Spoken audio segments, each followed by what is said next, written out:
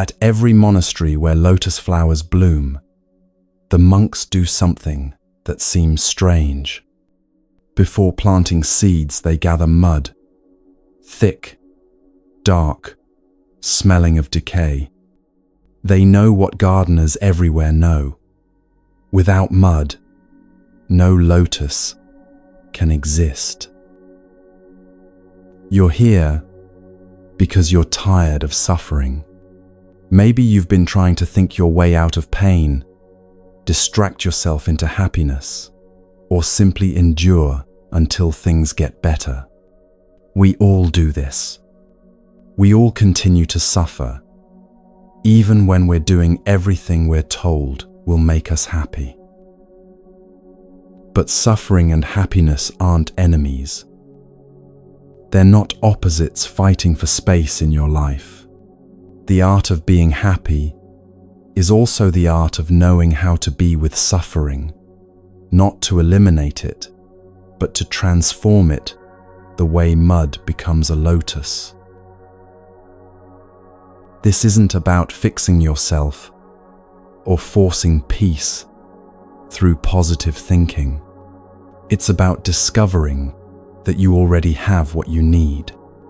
Your pain, when met with tenderness instead of resistance, becomes the ground where joy grows. Over the next 3 hours, we're going to practice coming home to ourselves, not through struggle, but through the simplest thing you're already doing, breathing. If you'd like, share where you're listening from tonight. Find somewhere comfortable to rest. You're safe here.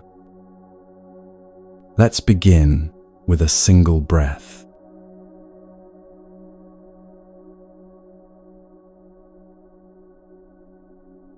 The Buddha once sat with his students in a grove of trees, and he wanted to show them something about the nature of suffering. He asked them to imagine being struck by an arrow. The pain would be immediate, sharp, undeniable. Then he asked them to imagine a second arrow, striking the exact same spot. The pain wouldn't just double, it would become 10 times worse, maybe more. This is what we do to ourselves every single day. The first arrow is life itself. Someone cuts you off in traffic. Your boss sends a terse email at 9 in the evening. You step on the scale, and the number isn't what you hoped. Your partner forgets something important to you. A friend doesn't return your call. The promotion goes to someone else. Your child struggles at school. A meal you cooked doesn't turn out right. These things happen. They're the first arrow. And yes, they sting. But then comes the second arrow, the one we fire at ourselves. You're stuck in traffic, and suddenly, you're not just annoyed about being late. You're thinking about how you should have left earlier, how you never plan well enough, how everyone else seems to have their life together, except you.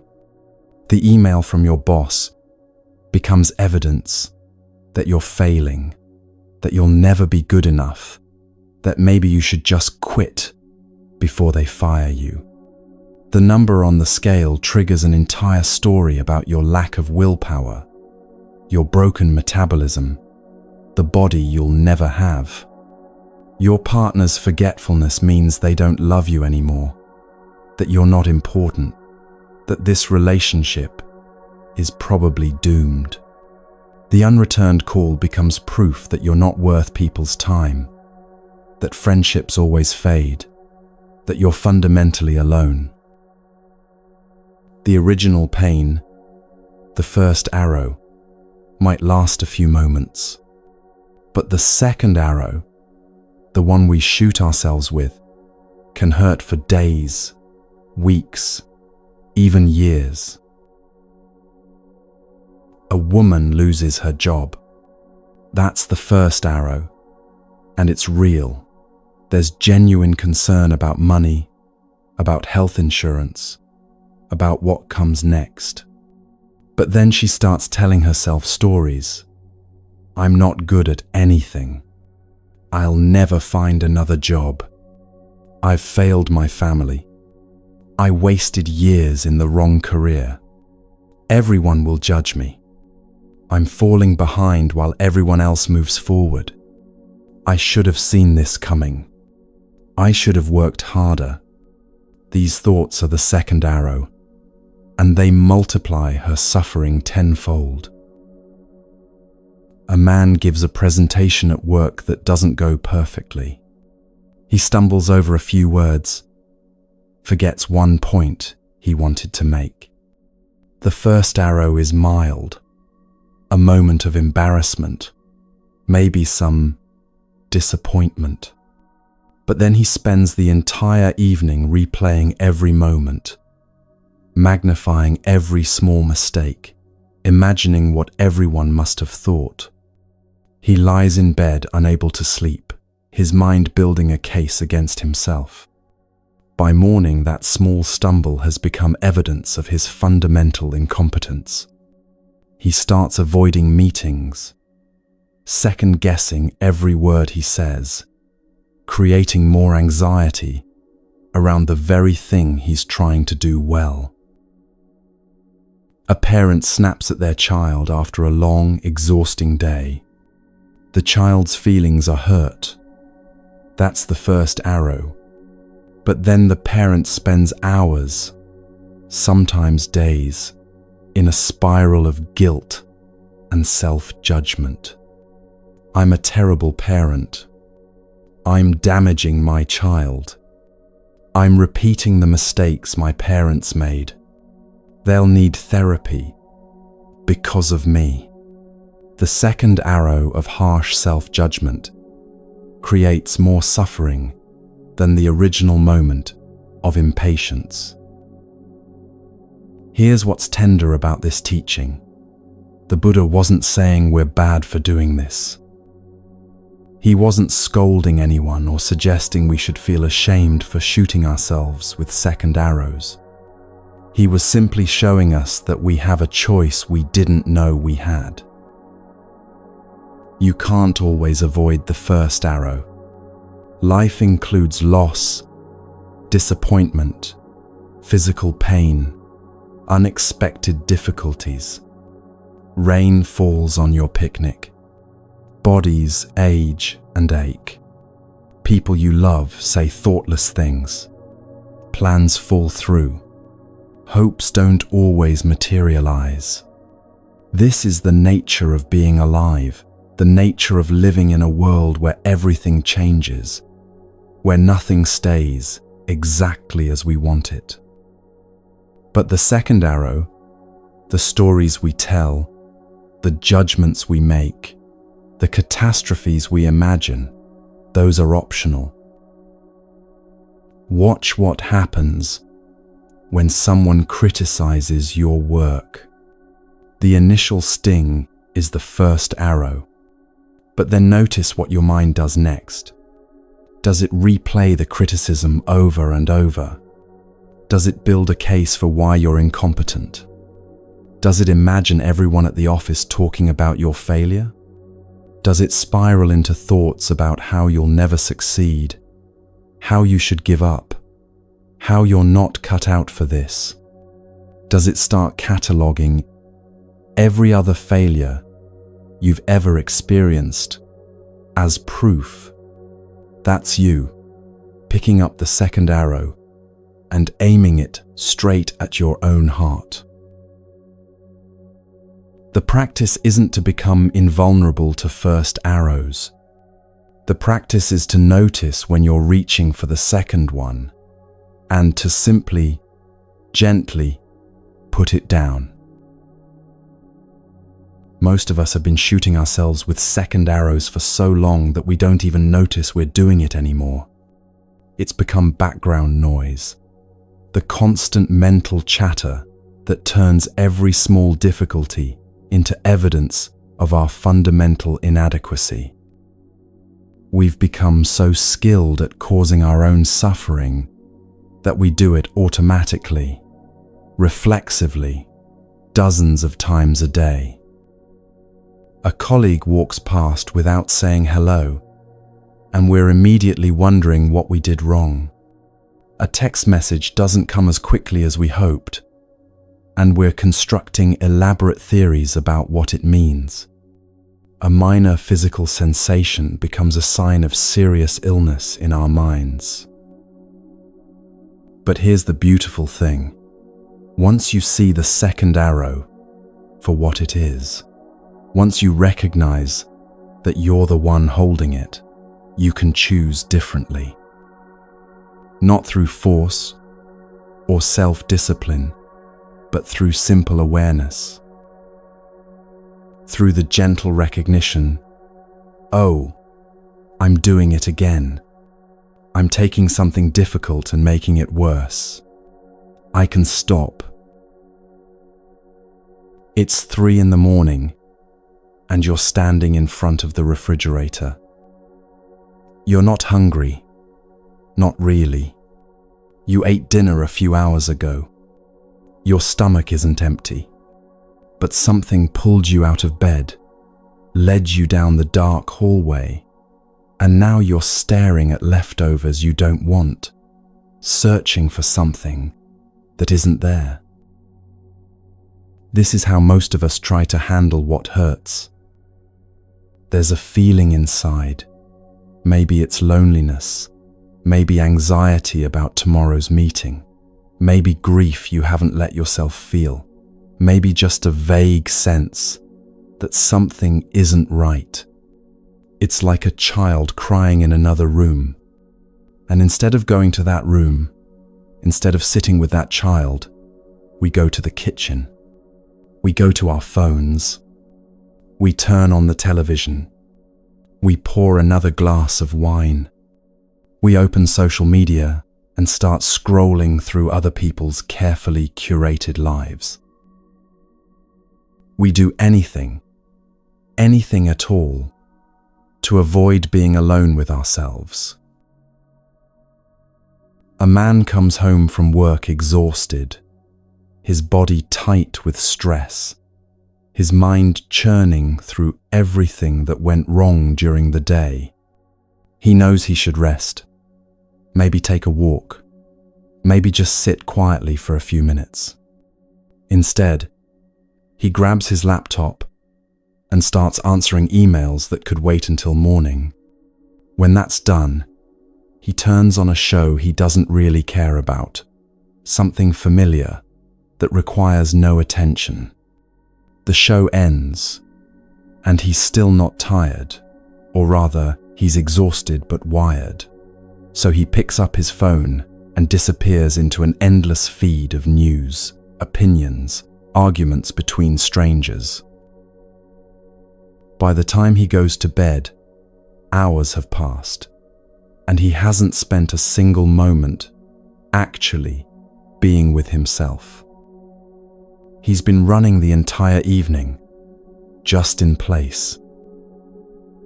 Tomorrow he'll wake up still tired, still carrying the same tension, still avoiding the same feelings.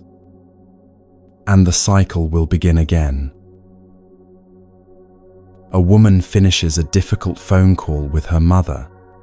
The conversation left her feeling small, criticized, misunderstood. Old wounds have been touched, old patterns activated. She could sit with this, let herself feel what's there, maybe cry, maybe just breathe through the hurt.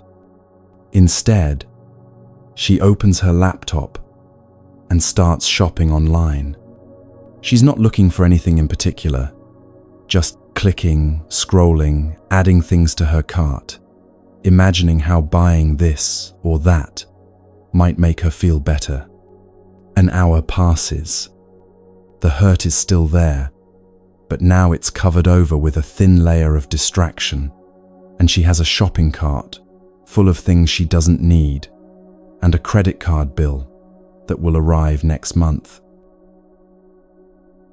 A young person lies in bed scrolling through social media, watching other people's lives unfold in perfect squares. Everyone looks happy, successful, loved. Everyone seems to have figured out something they haven't. The feeling of inadequacy grows with each swipe, but they can't stop. One more scroll, one more post, one more story. They're exhausted, their eyes hurt. They need to sleep, but something compels them to keep going. It's past midnight now, then 1, then 2. The phone has become a shield against the loneliness that waits in the dark. This isn't a moral failure. This is what we've learned to do to survive. Somewhere along the way, we absorbed the message that our pain isn't acceptable, that if we're not happy, we must be doing something wrong, that the goal is to feel good all the time. So when difficult feelings arise, and they always do, we've been taught to cover them up, push them down, distract ourselves until they go away. The problem is, they never go away. They just wait. Think about a child who's crying. If the mother ignores the crying, if she turns up the television to drown it out or leaves the house to get away from the sound, what happens? The child cries harder. The child's distress grows because the one thing they need, to be seen, to be held, to have someone acknowledge their pain, isn't happening. The child doesn't need their mother to fix the problem or make everything perfect. They just need her to be there, to say through her presence, "I see you. You matter. You're not alone." Your suffering is like that child. It doesn't want much. It doesn't need you to fix it, or figure it out, or make it disappear immediately. It doesn't need you to have all the answers, or transform into someone who never hurts. It just needs you to stop running. It needs you to turn toward it and say, "I see you. I'm here." But we're afraid. We're afraid that if we stop running, if we actually let ourselves feel what's there, it will overwhelm us. We think the sadness will swallow us whole. The anger will burn us up. The fear will prove that everything we worry about is true.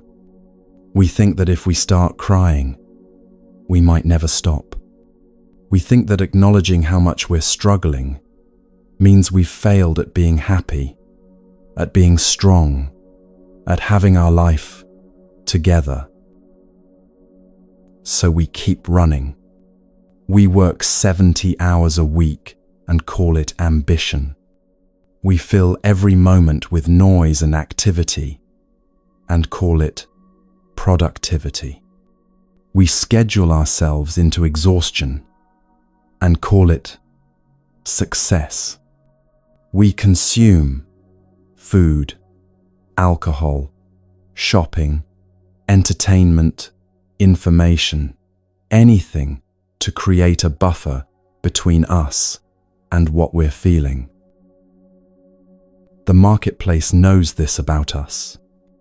It knows we're desperate to avoid our own inner lives, so it offers us an endless supply of distractions.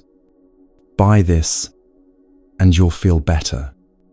Watch this, and you'll forget your problems. Click here for instant relief. Upgrade now, and everything will be different. Download this app, try this program, follow this influencer, adopt this routine. There's always something new promising to fill the emptiness, to ease the ache, to finally make us feel okay. And sometimes these things do help, temporarily. The new purchase gives us a little rush. The show makes us laugh. The scroll through social media fills the silence. But the relief never lasts because we haven't actually addressed what's underneath. We've just added another layer of distraction on top of the original pain. Here's what happens when we live this way. We abandon ourselves. Your body is trying to tell you something. It's tired. It's holding tension in your shoulders that's been there so long you've stopped noticing it. Your jaw is clenched even when you sleep. Your stomach is tight, chronically unsettled. Your breath is shallow, never quite full. Your back aches, your neck is stiff, your head pounds. It needs rest, needs movement, needs your attention. But you're too busy checking your phone to notice. You're scrolling through videos of people you've never met, reading arguments that don't matter, watching clips designed to trigger your outrage or envy. And meanwhile, your own body, the only home you'll ever have, is sitting there unattended, calling out to you in the only language it knows. Your heart is trying to tell you something too. Maybe there's grief there that needs to move through you. Grief for a relationship that ended, for a version of yourself you've lost, for dreams that didn't come true, for time that passed differently than you hoped. Maybe there's anger that needs to be acknowledged, anger at someone who hurt you, at circumstances that feel unfair, at yourself for choices you regret, at a world that often seems indifferent to your struggles. Maybe there's fear about the future, about money, about health, about whether you're doing life right. Maybe there's just a deep tiredness, a longing to stop performing, to stop pretending everything is fine, to finally let down the weight you've been carrying for so long. But you've gotten so good at numbing yourself that you don't even hear it anymore. The person you're running from is yourself. And the tragedy is that you can never get away. You can move to a new city, start a new relationship, change careers, reinvent your image, rearrange your entire life. But everywhere you go, there you are. The loneliness follows. The anxiety follows. The vague sense that something's missing follows. Because what's missing isn't out there. It's the relationship you've lost with yourself.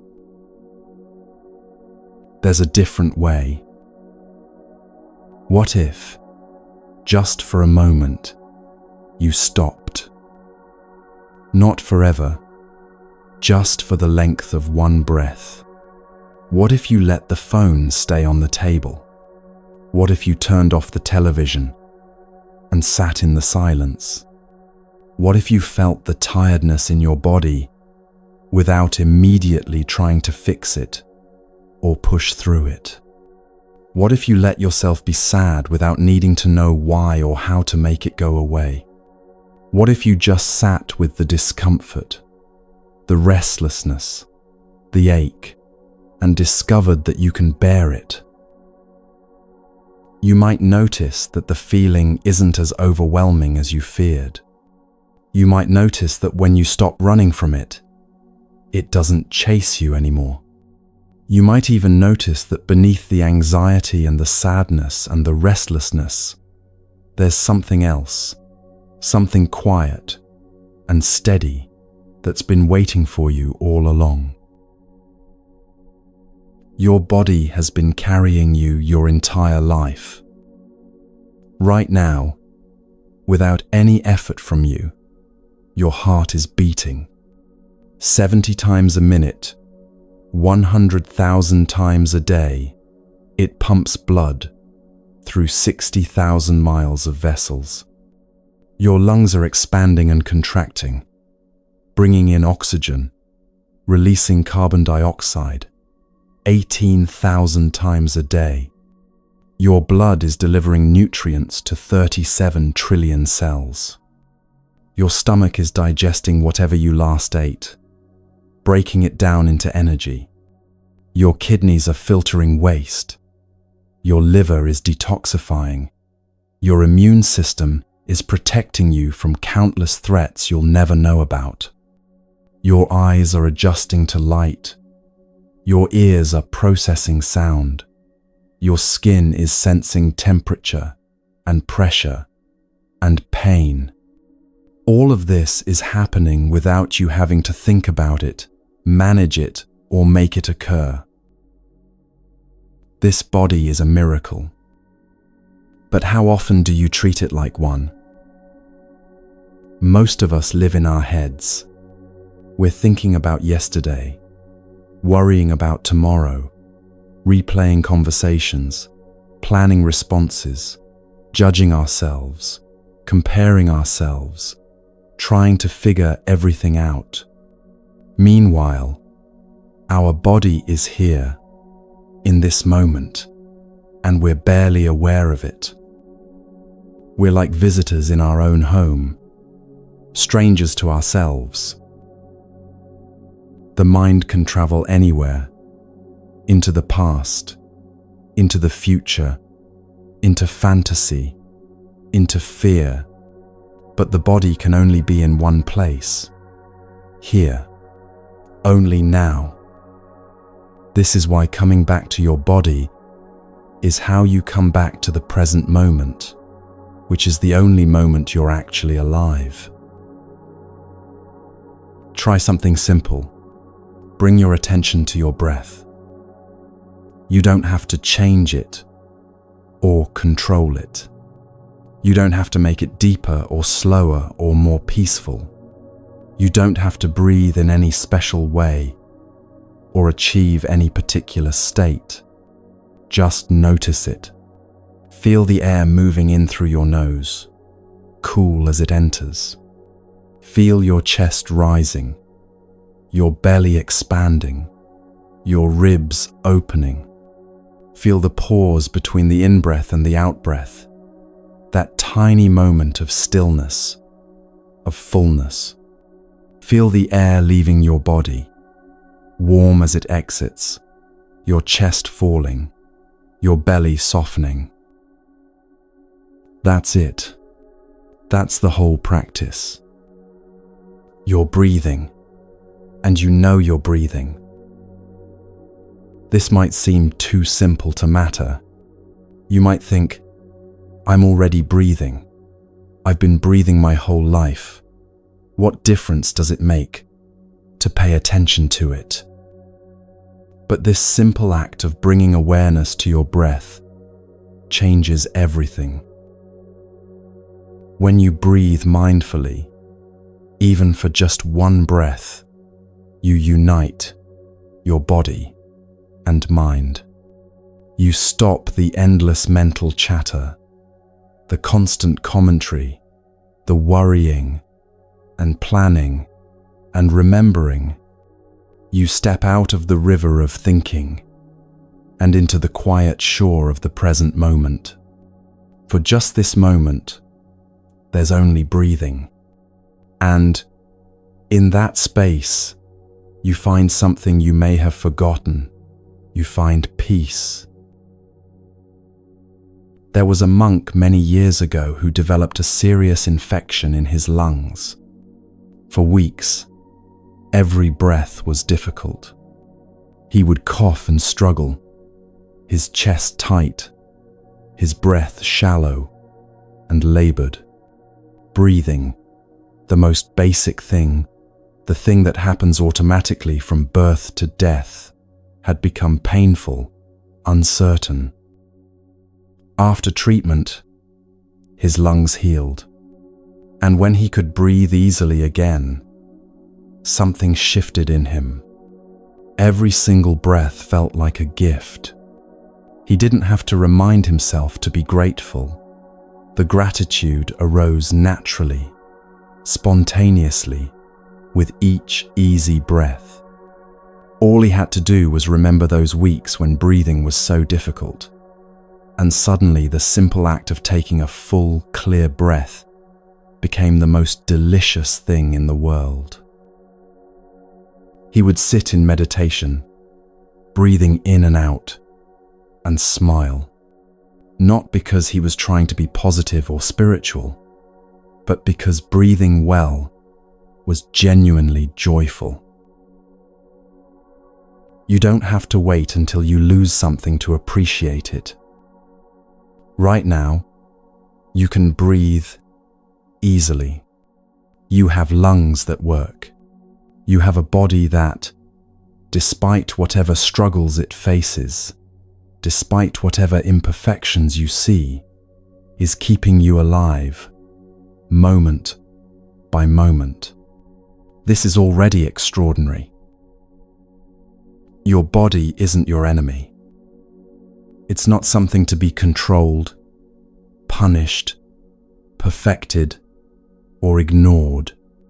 It's not a problem to be solved, or a project to be completed. It's your oldest friend, your most faithful companion. It's been with you since before you were born, and it will be with you until your last moment. Everything you've ever experienced, every joy, every heartbreak, every discovery, every loss, every moment of love, every flash of insight, every ordinary day has happened in and through this body. But somewhere along the way, many of us went to war with our bodies. We decided they weren't thin enough, strong enough, young enough, attractive enough, productive enough, healthy enough. We ignored their signals, kept working when they needed rest, kept eating when they were full, or starving ourselves when they were hungry, kept pushing when they needed gentleness. We treated them like machines that should perform on demand, like obstacles to overcome, rather than homes to inhabit. We punished them with harsh exercise, restrictive diets, neglect, criticism, comparison. We compared them to other bodies and found them lacking, always lacking. When you bring mindful attention to your body, you're not trying to change it, or fix it, or make it different. You're simply acknowledging, you're here, I'm here, we're in this together. Breathe in and know that you're breathing in. That's the first practice. Breathe out and know that you're breathing out. That's the second practice. With this simple practice, something profound happens. You're no longer lost in thought. You're no longer rehearsing the past or worrying about the future. You're here. Your mind has come home to your body, and in that reunion, something settles. The racing thoughts slow down. The tension begins to soften, just a little. You remember what it feels like to simply be, without needing to do or accomplish or fix anything. This isn't about achieving some special state or having a mystical experience. This is about recognizing that life is only available in the present moment. The past is gone. You can remember it, learn from it, make peace with it, carry its lessons forward, but you can't live there. The future hasn't arrived. You can prepare for it, dream about it, work toward it, but you can't experience it yet. The only place you can actually be alive, the only moment that truly exists, is right here, right now. And the doorway into the present moment is always your breath. When you breathe mindfully, you're not doing it to become enlightened or to fix your problems or to earn some spiritual achievement. You're not doing it to become a better person or to prove something to yourself or anyone else. You're doing it because this moment matters. This breath matters. You matter. Let's try something together. Wherever you are, lying down, sitting, walking, resting, bring your full attention to your next breath. Feel it entering your body through your nose or mouth. Feel it moving down into your lungs, filling them from bottom to top. Feel your chest expanding, your ribs opening, your belly rising, your whole torso softening to receive this breath. Feel the slight pause at the top of the breath, that small moment of fullness, of completion. Then feel it leaving your body, carrying with it some of the tension you've been holding, some of the worry, some of the weight, some of the resistance to this moment. Do that again. Just one breath, taken with your full awareness, with all of your attention gathered into this simple act. Notice how different that feels from the thousands of breaths you take every day without noticing. This one breath, when you're fully present for it, has the power to change the quality of your entire experience. It's like the difference between eating while distracted, standing over the sink, scrolling through your phone, and actually tasting your food, noticing its texture, its temperature, its flavor. The breath is the same, the food is the same, but your experience of it is completely different. You can do this anywhere, anytime. You can do it in the middle of a difficult conversation, when you feel yourself getting defensive, or shutting down, or preparing to attack. You can do it when you're stuck in traffic, and irritation is rising in your chest, like a tide. You can do it when anxiety starts spiraling, when you catch yourself rehearsing worst-case scenarios, or catastrophizing about the future. You can do it right before you open an email you're afraid to read, right before you make a phone call that feels daunting. You can do it when you're lying awake at night, mind racing through tomorrow's to-do list or yesterday's regrets. You can do it walking from your car to your office, from one room to another in your home, from your bedroom to the kitchen in the middle of the night. One conscious breath brings you back to yourself, back to this moment, back to the only place where life is actually happening, where peace is actually possible. Your body has been trying to get your attention for a long time.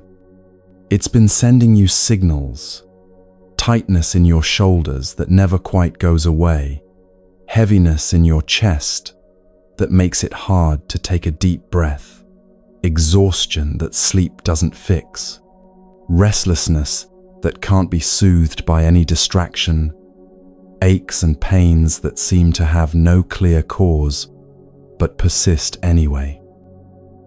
These aren't problems to be solved, or symptoms to be medicated away, or signs that you're broken. They're invitations. Your body is asking you to come home, to pay attention, to remember that You're not just a mind floating through the world, but an embodied being who needs care, who deserves tenderness, who is worthy of your own attention.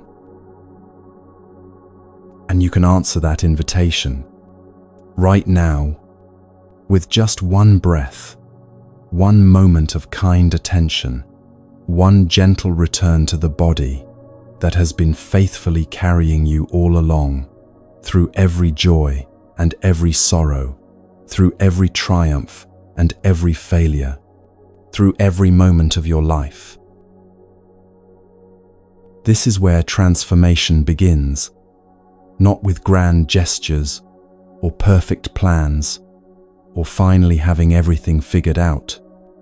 It begins with the willingness to stop running and to simply be here, to breathe and know you're breathing, to feel and know you're feeling, to exist, fully present in this one precious moment that will never come again, this moment that contains within it the possibility of peace, the seeds of joy, the ground where healing can take root.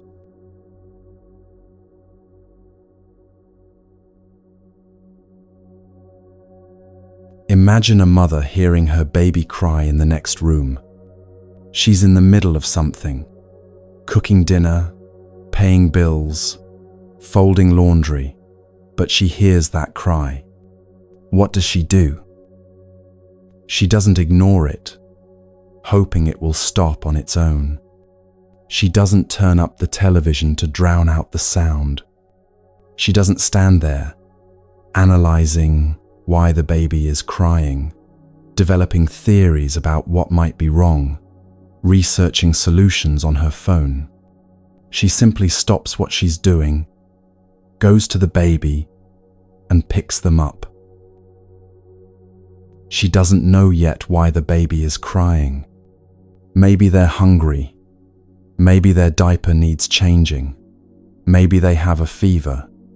Maybe they're teething. Maybe they just need to be held. But before she can understand any of that, before she can address the actual need, she does something essential. She acknowledges the baby's distress. She takes the baby into her arms. She holds them close to her chest where they can hear her heartbeat. She rocks gently. She whispers softly. She says through her presence, "I'm here. I see you. You're not alone." And something shifts immediately, even before the problem is solved. The baby feels the mother's arms, hears her heartbeat, senses her calm presence. The crying may not stop right away, but there's a change in its quality. Less desperate, less alone, less terrified. The baby knows they've been heard. The baby knows someone cares. That knowledge itself is soothing, is healing, even while the original discomfort might still be there. This is exactly how we need to be with our own suffering. When pain arises, whether it's sadness, anxiety, anger, loneliness, fear, shame, our habit is to do anything but hold it. We try to think our way out of it, distract ourselves from it, push it away with willpower, or pretend it isn't there. We analyze it endlessly, without actually being present with it. We judge ourselves for having it. We compare our pain to others' pain and decide we shouldn't be feeling this way. We treat our suffering like an enemy to be defeated, rather than a crying child who needs acknowledgement. But mindfulness offers a different approach, one that's remarkably simple, yet profound. It has 3 steps: recognition, embrace, and understanding. First, recognition. When a difficult feeling arises, you simply notice it and name it. Breathing in, I know anxiety is here. Breathing out, I say hello to my anxiety. You're not trying to change it or make it go away. You're not making it wrong or bad. You're just acknowledging its presence the way you'd acknowledge a person entering the room, without drama, without rejection, just noticing, oh, you're here. This simple act of recognition is already powerful. Most of us spend so much energy trying not to feel what we're feeling that we exhaust ourselves before we even begin to address the actual pain. The resistance itself becomes a second layer of suffering. We're anxious, and then we're anxious about being anxious. We're sad, and then we're ashamed of being sad. We're angry, and then we're guilty about being angry. When you stop fighting and simply say, yes, this is here, something releases. The tension of resistance softens.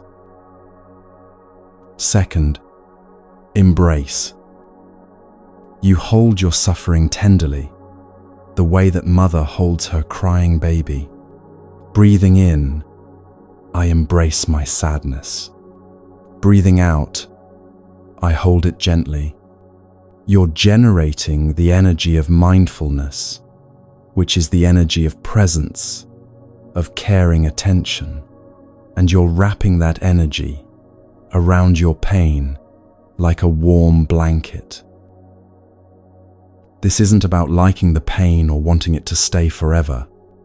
It's about being with it without violence, without rejection, without the harsh judgment that says, you shouldn't be feeling this way. When you embrace your suffering this way, you're no longer adding the second layer of suffering that comes from resisting the first layer. You're no longer at war with yourself. You're creating a safe container where healing can begin to happen. Think about what happens when you cut your finger. You don't have to know exactly how to heal it. Your body already knows. You just need to clean it, maybe put a bandage on it, and then trust the natural healing process. Emotional healing works similarly. When you stop interfering with harsh judgment or frantic attempts to make the pain disappear, your heart knows how to heal itself. You just need to create the conditions, recognition, and embrace for that natural healing to occur. Third, understanding. After you've recognized and embraced your suffering for some time, you can begin to look deeply into it to understand its roots. Why is this sadness here? What feeds this anxiety? Where did this anger come from? What old wound is being touched? Understanding brings insight, and insight brings transformation. But here's what's crucial. You don't need to reach understanding immediately for healing to begin. The simple act of recognition and embrace is already therapeutic. Presence itself is healing. Sometimes understanding comes quickly, sometimes it takes time, and sometimes the understanding is simply this: I'm suffering, and that's okay, and I can hold myself through it. Think about what happens when you're upset and someone truly listens to you, not trying to fix you or give advice or make it better, not jumping in with solutions or telling you it's not so bad, just listening with their full attention, their full presence. Something in you softens, doesn't it? The pain doesn't necessarily disappear, but you feel less alone with it, less overwhelmed by it, more able to bear it. That's the power of mindful presence. You can offer that same presence to yourself. A woman struggles with depression for years. It comes and goes like weather, sometimes mild like an overcast day, sometimes so heavy she can barely get out of bed, can barely remember what it feels like to want anything. For a long time, she treats it as an enemy, as evidence that she's broken, that she's failing at life. She fights it with everything she has, judges herself harshly for having it, tries to push through it with willpower and positive thinking. She reads books about happiness, tries different medications, berates herself for not being stronger, compares herself to people who seem to navigate life with ease. Then someone teaches her a different approach. The next time depression arrives, heavy and dark and familiar, instead of fighting it or running from it or collapsing under its weight, she tries something new. She sits down, places her hand on her heart, and breathes. "Hello, depression," she says quietly, out loud to her empty room. "I know you're here. I see you." It feels strange at first, almost silly, but she keeps going. She doesn't try to make it go away.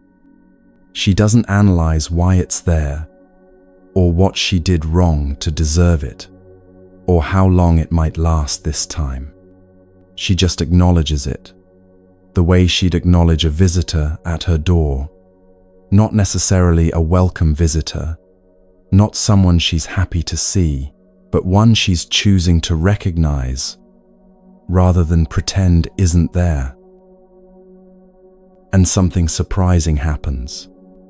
The depression is still there, still heavy, still painful, but the relationship to it changes. It's no longer this overwhelming monster that has complete power over her, that defines her entire existence. It's a visitor, a difficult one, a painful one, but just a visitor. She can be with it without being consumed by it. She can hold it the way she'd hold a crying child, with tenderness, with patience, without needing to immediately fix or change anything, without judgment about whether she should or shouldn't be feeling this way. Over time, as she practices this acknowledgement, as she stops fighting and starts simply being present, she starts to understand the depression better. She sees how certain thoughts feed it, thoughts about being worthless, about the future, being hopeless, about being a burden to others. She sees how isolation makes it heavier, how staying in bed all day, avoiding friends, cancelling plans, creates a loop that intensifies the darkness. She sees how self-judgment intensifies it, how beating herself up for being depressed adds another layer of pain on top of the original pain. She learns to recognize depression's early signs, the way colors start to seem duller, the way ordinary tasks feel impossibly heavy, the way negative thoughts start to spiral, and to respond with gentleness rather than panic. She develops tools, reaching out to a friend even when she doesn't want to, taking a short walk, even when it feels pointless, speaking kindly to herself, even when her mind is full of criticism. The depression doesn't disappear completely. It still visits, but it no longer has the same power, to devastate her. She's learned to be with it, and that changes everything. This is what becomes possible when we stop fighting our suffering and start meeting it with mindful presence. Not passivity, not giving up, not just accepting that we'll always hurt, but active compassion, active presence, the willingness to be with what is, without making it worse, through resistance and judgment. The simple phrase, "I see you," said to your own pain, your own fear, your own struggling heart, can be profoundly healing. It's the opposite of abandonment. It's coming home to yourself.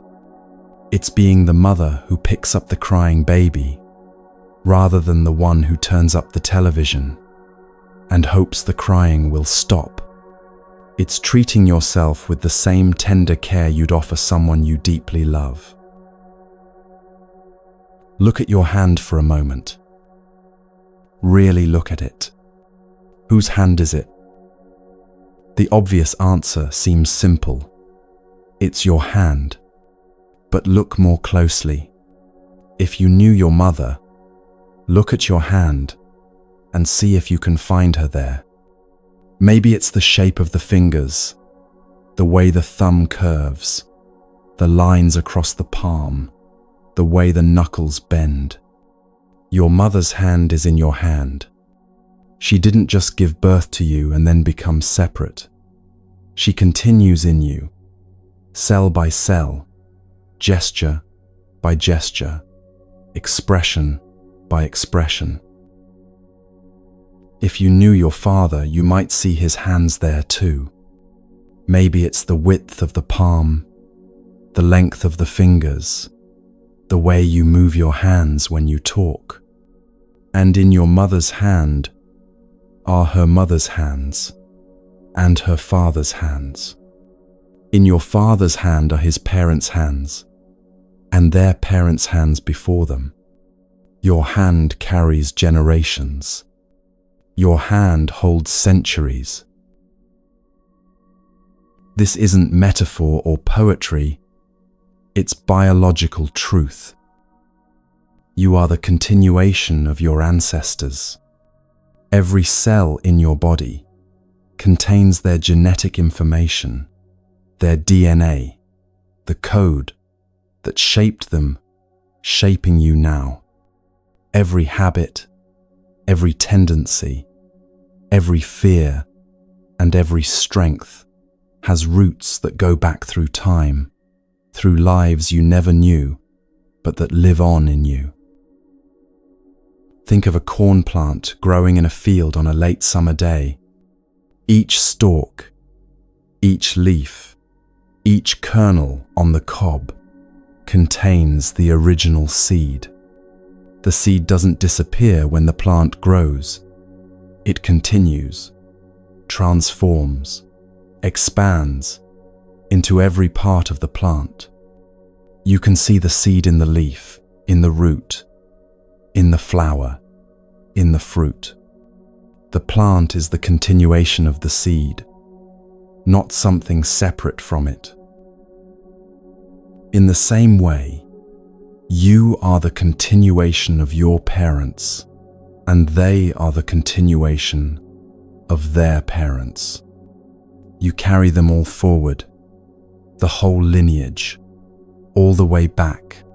When you walk with your ancestors' legs. When you speak with their voice, their words, their ways of expression. When you suffer, you may be suffering not just your own pain, but pain that has been passed down through generations, waiting for someone to finally stop and say, "I see you. I'm here. This ends with me." A man carries rage inside him that seems disproportionate to his life circumstances. He has a good job, a loving partner, no major traumas in his recent past, advantages, and opportunities many people don't have. Yet the anger is there, simmering beneath the surface like water about to boil, erupting at small provocations, traffic, a misplaced item, a minor disappointment. He's ashamed of it, tries desperately to control it, worries constantly that he's becoming his father, a man whose anger made everyone around him walk on eggshells, whose rage filled rooms and silenced children. For years, this man hates his father for that anger. He's built his entire life around being different, being better, not repeating those patterns. He's vowed never to make his children feel the way he felt as a child, small, afraid, constantly bracing for the next explosion, never knowing what small thing might trigger it. He's read books about anger management, practiced breathing techniques, tried therapy, promised himself 1,000 times that he won't lose control. But the anger is still there, in him, like a fire that won't go out, and he can't seem to get rid of it, no matter what he does. Then one day, sitting in meditation, practicing mindfulness, he has an insight that shifts everything. He realizes that his father's anger wasn't really his father's. It was inherited too, passed down like eye color or height. His father grew up in a house where violence was normal, where men were taught that anger was the only acceptable emotion, where pain was never acknowledged or held or healed, where crying was weakness and gentleness was for women. His father's father carried rage from his own unprocessed trauma, from poverty that ground people down, from war that shattered minds, from a time and place where survival meant hardness, where softness meant death. Seeing this doesn't excuse his father's behavior. It doesn't erase the pain of his childhood, the fear, the hypervigilance, the way he learned to disappear when his father's mood darkened. But it shifts something fundamental in how he relates to his own anger. This rage he carries isn't proof that he's fundamentally flawed or destined to repeat his father's mistakes or failing at being a good person. It's an inheritance, passed down, because no one knew how to transform it, because no one had the tools or the space or the safety to stop and say, "This hurts, and I don't know how to make it stop hurting." And here's the extraordinary thing. He can be the one who transforms it. He can be the place where the cycle breaks. When he sits with his anger now, he doesn't just see his own frustration at traffic, or work stress, or life's daily irritations. He sees his father, young and scared, learning that anger was power, that rage could make people back off, that violence was how real men handled things. He sees his grandfather, traumatized by war, unable to speak of what he'd seen, what he'd done, carrying ghosts no one acknowledged. He sees generations of men who never learned to say, "I'm hurt," or "I'm afraid," or "I need help," and so said it with rage instead, with fists and harsh words and terrifying silences. And he holds all of it, his own anger, his father's anger, his grandfather's anger, the anger of men he never met, but who live in his cells, with the tenderness he wished someone had offered them all. He breathes with it, in and out, feeling it in his body, without acting it out. He says hello to it. He lets it be there without pushing it away, without adding judgment or shame, without the story that he's bad for feeling this way. Slowly, over months and years of practice, the anger transforms. It doesn't disappear completely. Anger is a natural human emotion, and sometimes it's appropriate. Sometimes it's information about boundaries being crossed or injustice being done. But it's no longer this overwhelming force that controls him, that erupts without warning, that makes his hands shake and his vision narrow. It's no longer the rage of 3 generations compressed into one body, unexpressed and unhealed. He's broken the cycle, not through force, but through presence, not through rejection, but through compassion. This is the miracle of mindfulness practice. When you heal yourself, you heal backward and forward in time. When you recognize your suffering and embrace it with compassion, you're also embracing the suffering of your ancestors who didn't know how to do this, who never learned there was another way. You're offering them, through your own healing, what they never received: acknowledgement, tenderness, the space to simply be with pain without judgment. And you're ensuring that this particular form of suffering won't be passed on to your children, to the next generation, that the pattern stops here. You break the chain, not with violence or force, not by rejecting your ancestors or cutting yourself off from them or pretending they don't live in you, but through the gentle, persistent practice of being present with what hurts, of holding pain with compassion, rather than passing it forward unconsciously. Your mother lives in every cell of your body. Your father lives in every cell of your body. You cannot remove them even if you wanted to. They're not outside you. They're inside you, woven into the fabric of who you are. Getting angry with them is getting angry with yourself. Hating them is hating parts of yourself. Their suffering is in your cells, yes, but so is their joy, their resilience, their capacity for love, their strength, their beauty. When you practice mindfulness, when you learn to recognize and embrace your own pain with tenderness, you're doing it for them too. You're doing it for all of them, the ones who hurt you and the ones who loved you, the ones you knew and the ones who died before you were born.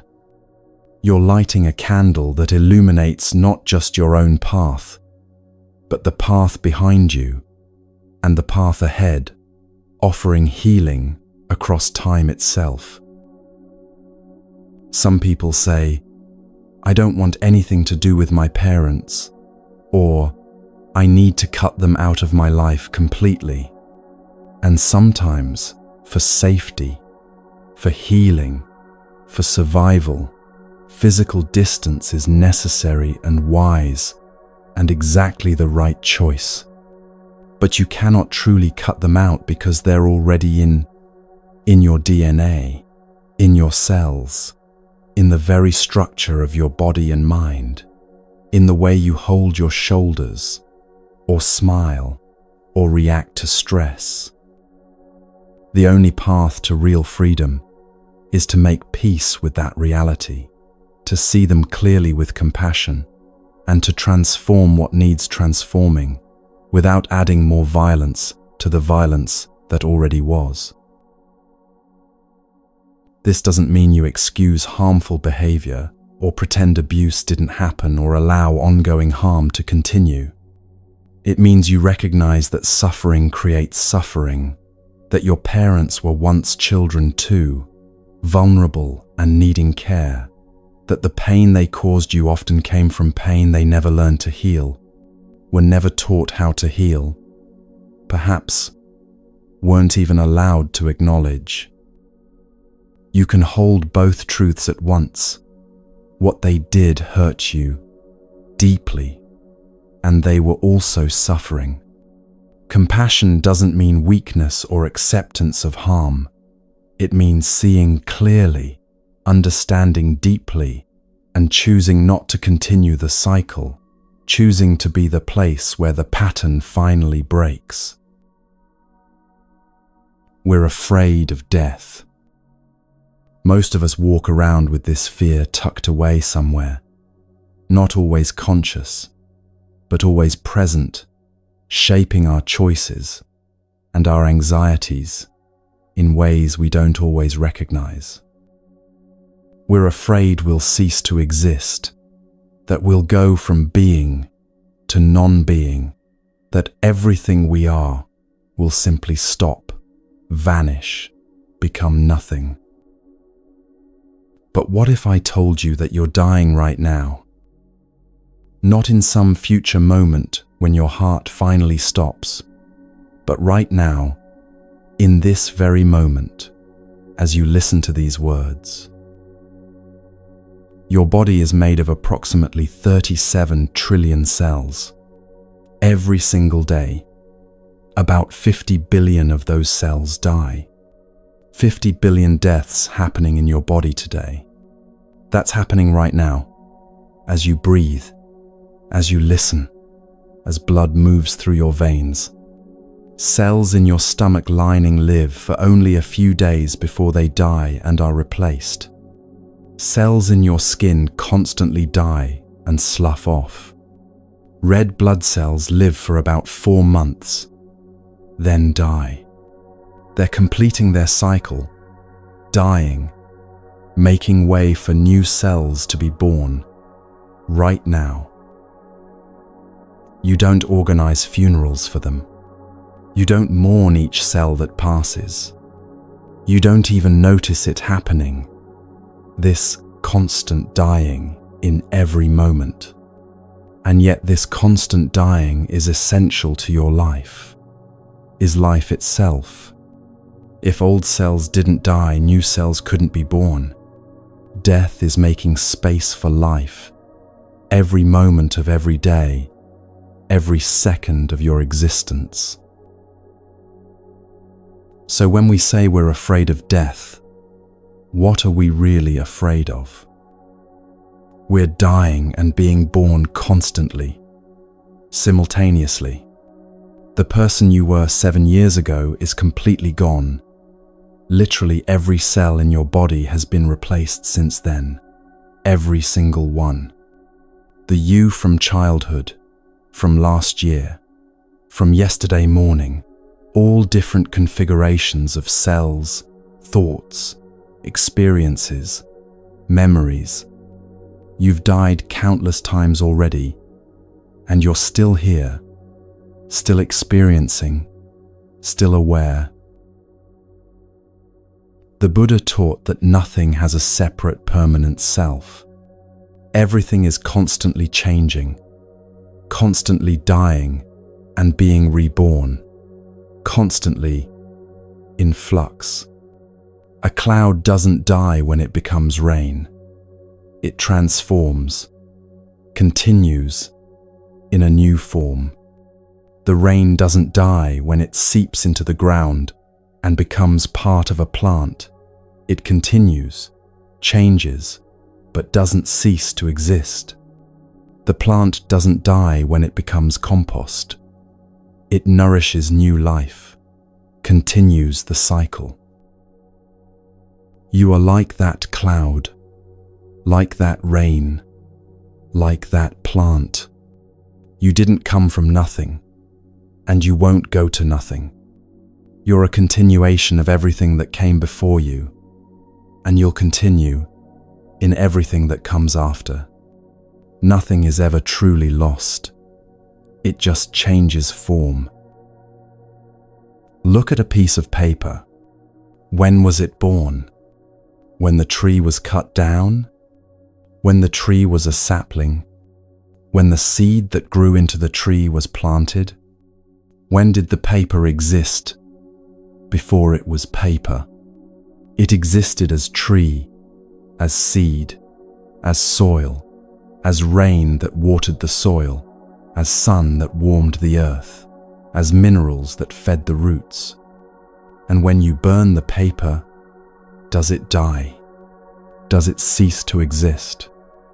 It becomes smoke, rising into the air, heat warming the room, ash, returning to earth, still existing, just in new forms, still part of the endless cycle.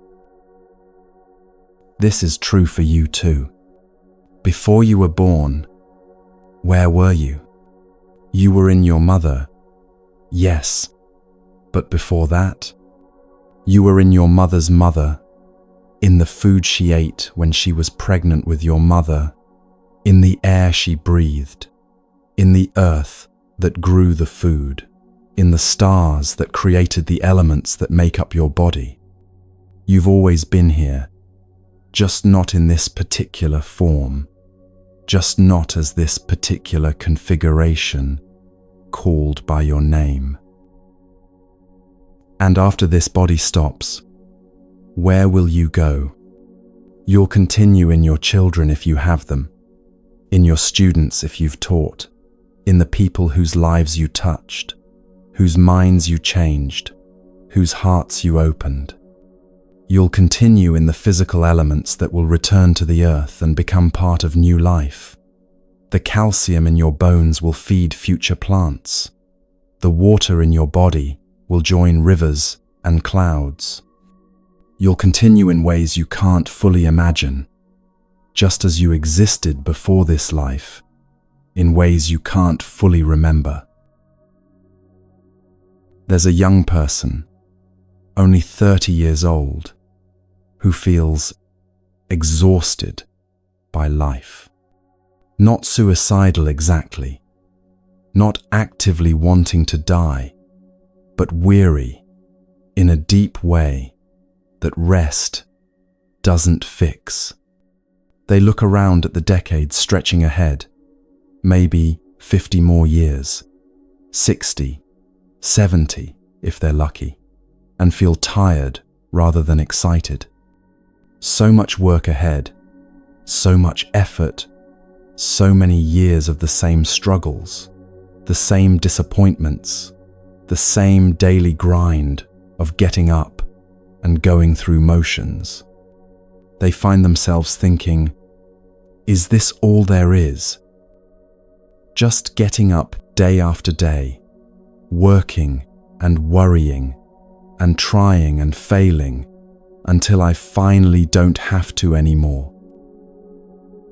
This is a different kind of death wish, not wanting to die exactly, but being bored with living, tired of the repetition, weary of existence itself, tired of the struggle, the effort it takes just to keep going, to keep caring, to keep trying to make life meaningful when everything feels flat and grey. But this tiredness often comes from a fundamental misunderstanding about what life is, about what it means to be alive. We think life is something we have to get through, something to endure until we reach some future point where things will finally be good, where we'll finally have arrived. We think happiness is something we'll achieve later, after we accomplish certain things, after circumstances align just right, after we become who we think we should be. So the present moment becomes empty, becomes just a bridge to somewhere else, just a necessary evil we have to cross to get to the good part. And the idea of decades of these empty bridges, these meaningless moments, feels exhausting beyond words. But what if life isn't something to get through? What if it's something to be touched, tasted, experienced fully right now, in this moment, that will never come again? What if every moment, including this one, including the ones that feel ordinary or difficult or boring, contains within it the possibility of joy, of wonder, of peace, of meaning? Not because circumstances are perfect, but because you're truly present for whatever is happening, because you're actually here rather than lost in thoughts about past or future. The problem isn't that life is too long or too hard or too repetitive. The problem is that we're not actually living most of our moments. We're lost in thought, lost in worry about tomorrow, lost in regret about yesterday, lost in plans and fantasies and fears. We're running through our days on autopilot, barely noticing the taste of our food, the warmth of the sun on our skin, the sound of rain on windows, the miracle of each breath entering and leaving our body. Of course we're tired.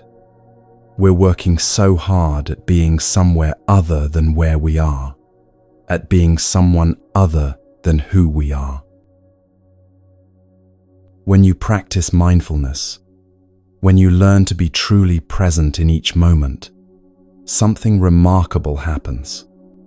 Life stops being this heavy thing you have to carry, this burden you have to endure, and becomes this precious thing you get to experience, this gift that keeps offering itself.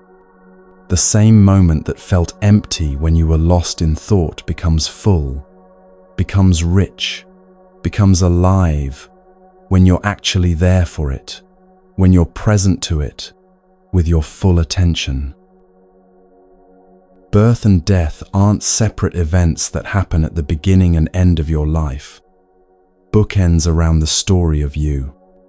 They're happening constantly, together, always, in every moment. Every in-breath is a birth, every out-breath a death, every moment, something new arising and something old passing away. Every moment something in you is dying, a thought, a feeling, a cell, a version of yourself, and something is being born to take its place. They're partners in the dance of existence, not enemies at war. When you understand this deeply, not just intellectually but in your bones, in your actual lived experience, fear starts to dissolve, like morning mist. You realize you've been dying your whole life, and it's been fine. Actually, it's been more than fine. It's been necessary. It's been beautiful. It's been the very nature of being alive. Every death has made space for new life. Every ending has made way for a new beginning. Every loss has created room for something new to enter. You're already doing death gracefully, moment by moment, breath by breath, without even trying. You've let go of countless thoughts, feelings, versions of yourself, and you're still here, still aware, still experiencing.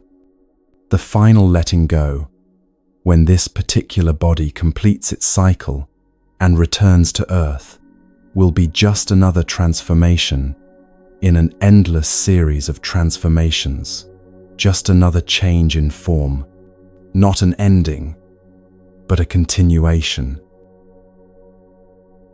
This doesn't mean you have to welcome death eagerly or stop taking care of your life, or give up on being healthy or safe. It means you can stop being terrorized by death, stop letting fear of it poison every moment of life. You can stop letting fear of death prevent you from living fully now, from taking risks, from being vulnerable, from loving deeply. You can stop postponing joy until you feel secure, because true security comes not from controlling life and death, but from understanding their nature, from making peace with impermanence itself. Right now, in this moment, you are alive. Cells are dying, yes, but cells are also being born, being created, coming into existence. Your heart is beating approximately 70 times a minute, 100,000 times today, moving blood through your entire body. Your lungs are breathing, pulling in oxygen, releasing carbon dioxide, participating in the great exchange with trees and plants. Your eyes are seeing or your ears are hearing these words, processing information, creating meaning. This moment is both a birthday party and a funeral, and both are sacred, and both are necessary, and both are beautiful in their way. When you stop running from death, you stop running from life. When you make peace with impermanence, every moment becomes precious, not despite its temporary nature, but because of it. The flower is beautiful, precisely because it will fade and return to earth. This breath is sacred precisely because it won't last forever, because this particular breath will never come again. You are miraculous, precisely because you're alive, right now, in this unrepeatable moment, experiencing this unique configuration of consciousness that has never existed before and will never exist again. So when suffering arises, whether it's fear of death, inherited pain from generations back, depression that feels like it will never lift, or your own difficult emotions of this particular day, you can say hello to it. You can hold it the way a mother holds a crying baby, with tenderness, with presence, with patience, with the understanding that you don't need to fix everything immediately, that you don't need to have all the answers right now.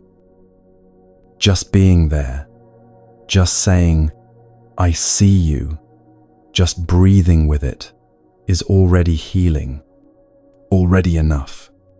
Already the beginning of transformation, already planting the seeds that will bloom into understanding, compassion, and peace.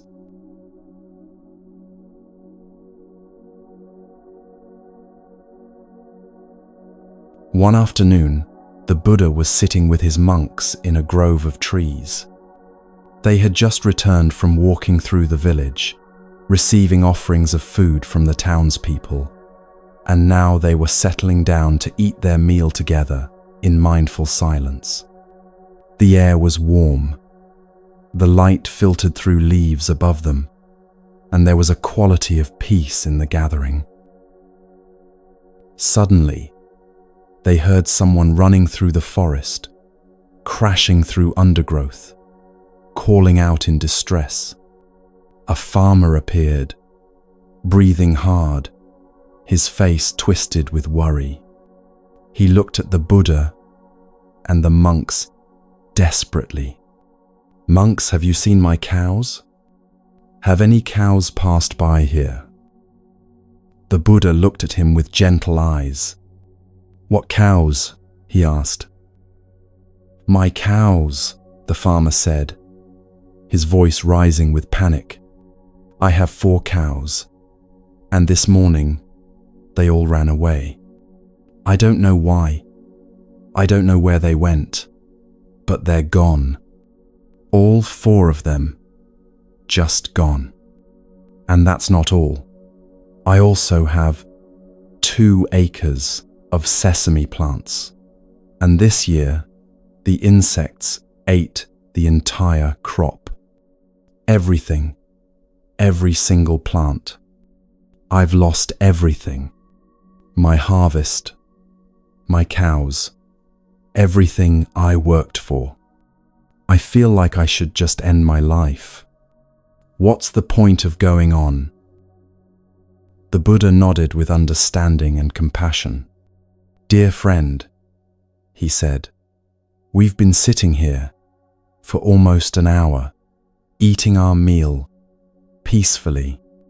We haven't seen any cows passing by. Perhaps they went in the other direction. You might try looking that way." The farmer, still agitated, nodded quickly and ran off in the direction the Buddha had indicated, calling for his cows as he disappeared into the trees. The Buddha watched him go, then turned to his monks with a small smile playing at his lips. His eyes were warm, almost twinkling. "Dear friends," he said, "you are very lucky. Do you know why you're so lucky?" The monks looked at each other, curious.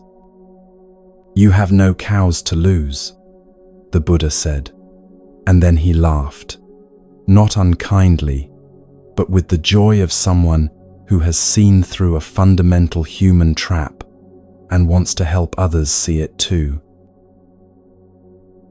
This story has been told for over 2,000 years because it contains something we all need to understand. We all have cows. We're all carrying things we believe are essential to our survival, to our happiness, to our identity, when in fact, they may be the very things that make us suffer. Your cows might not be actual animals. They might be ideas about how your life should look, beliefs about what you need to be happy, attachments to particular outcomes, identities you're clinging to, grudges you can't let go of, worries that circle endlessly in your mind. Maybe your cow is the belief that you need to make a certain amount of money before you can relax and enjoy life. Maybe it's the idea that you need to look a certain way before you're acceptable, before you're worthy of love or respect. Maybe it's holding on to anger at someone who hurt you years ago, or resentment about an opportunity you lost, or shame about a mistake you made. Maybe it's the need to be right, to win every argument, to prove your worth through achievement. Maybe it's a relationship that's causing you pain but that you can't imagine leaving, or a job that's crushing your spirit but that pays the bills, or a dream you're chasing that's become more burden than aspiration. We hold on to these cows, these beliefs, these attachments, these identities so tightly that we don't even realize we're holding them. They've become part of how we see ourselves, part of our story about who we are and what we need.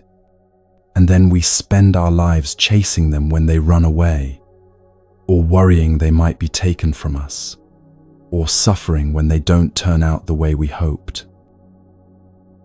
A wealthy woman lived in a beautiful apartment in a big city. From her window, she had a stunning view. She could see a river winding through the landscape, a graceful bridge spanning it, miles of open sky that changed color with the light throughout the day. It was one of the things she loved most about her home, this view that made her feel connected to something larger than the busy streets below. One day, she purchased the empty lot next to her building. It was a good investment, people told her. She could build a large apartment complex there, fill it with expensive units, sell them, and make a significant profit. The plans were drawn up. A tall building that would maximize the space, maximize the return on her investment. A friend came to visit and stood at the window, looking out at the view. They talked about the construction plans, about the money the woman would make, about the timeline for building, about finding contractors and managing the project. Then the friend turned to her and said quietly, "But if you build that, you won't have this view anymore. You'll be looking at a concrete wall every morning.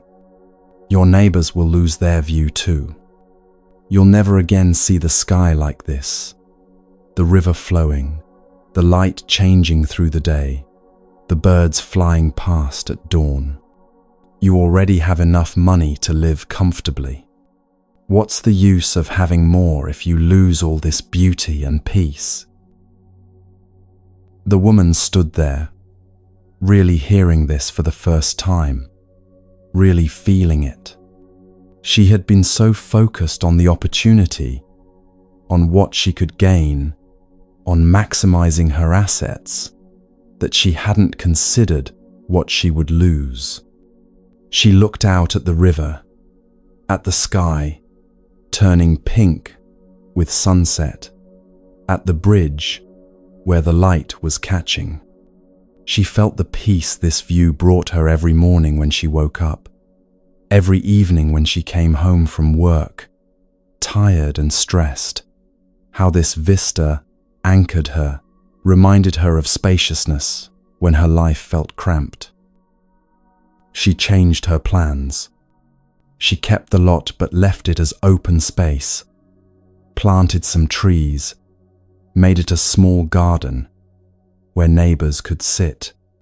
She released that cow, the cow of always needing more money, always needing to maximize profit, always needing to turn everything into an opportunity for gain, the belief that more is always better.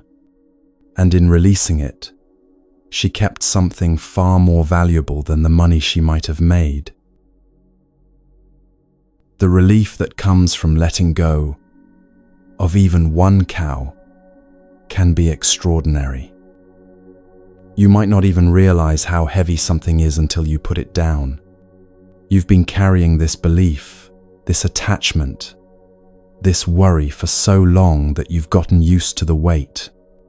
It's just become part of your normal experience, the constant background stress that you think everyone feels, that you assume is just what life is like. But when you finally let go, when you decide that you don't need that particular thing to be happy, when you release that grudge you've been nursing for years, when you stop trying to control that one thing you can't control, when you accept that you're enough, just as you are, there's a lightness that floods in. Your shoulders drop. Your breath deepens. You feel like you can move freely again, in a way you'd forgotten was possible. If you'd like, you might try something. It's completely optional, just an invitation, not a requirement, or homework, or something you should feel guilty about if you don't do it. You could take a moment to consider, what are your cows? What are you holding on to that's making you suffer? What belief about what you need to be happy is actually keeping you from happiness? What are you chasing that, if you're honest with yourself, isn't bringing you any real peace or joy? What identity are you clinging to that no longer fits who you actually are, who you're becoming? You don't have to let them all go at once. That would be overwhelming, maybe even impossible, maybe even unwise. But maybe there's one cow, just one, that you could consider releasing, just to see what it feels like, just to discover what spaciousness might open up when you put down that particular weight, what might become possible when that hand is free. There was a man named Bia who was a governor of a province in the kingdom where the Buddha lived. He was a powerful man, important, respected, influential. He had hundreds of soldiers under his command, vast wealth, a magnificent palace, servants attending to his every need. When he walked through his palace, people bowed low. When he made decisions, they affected thousands of lives.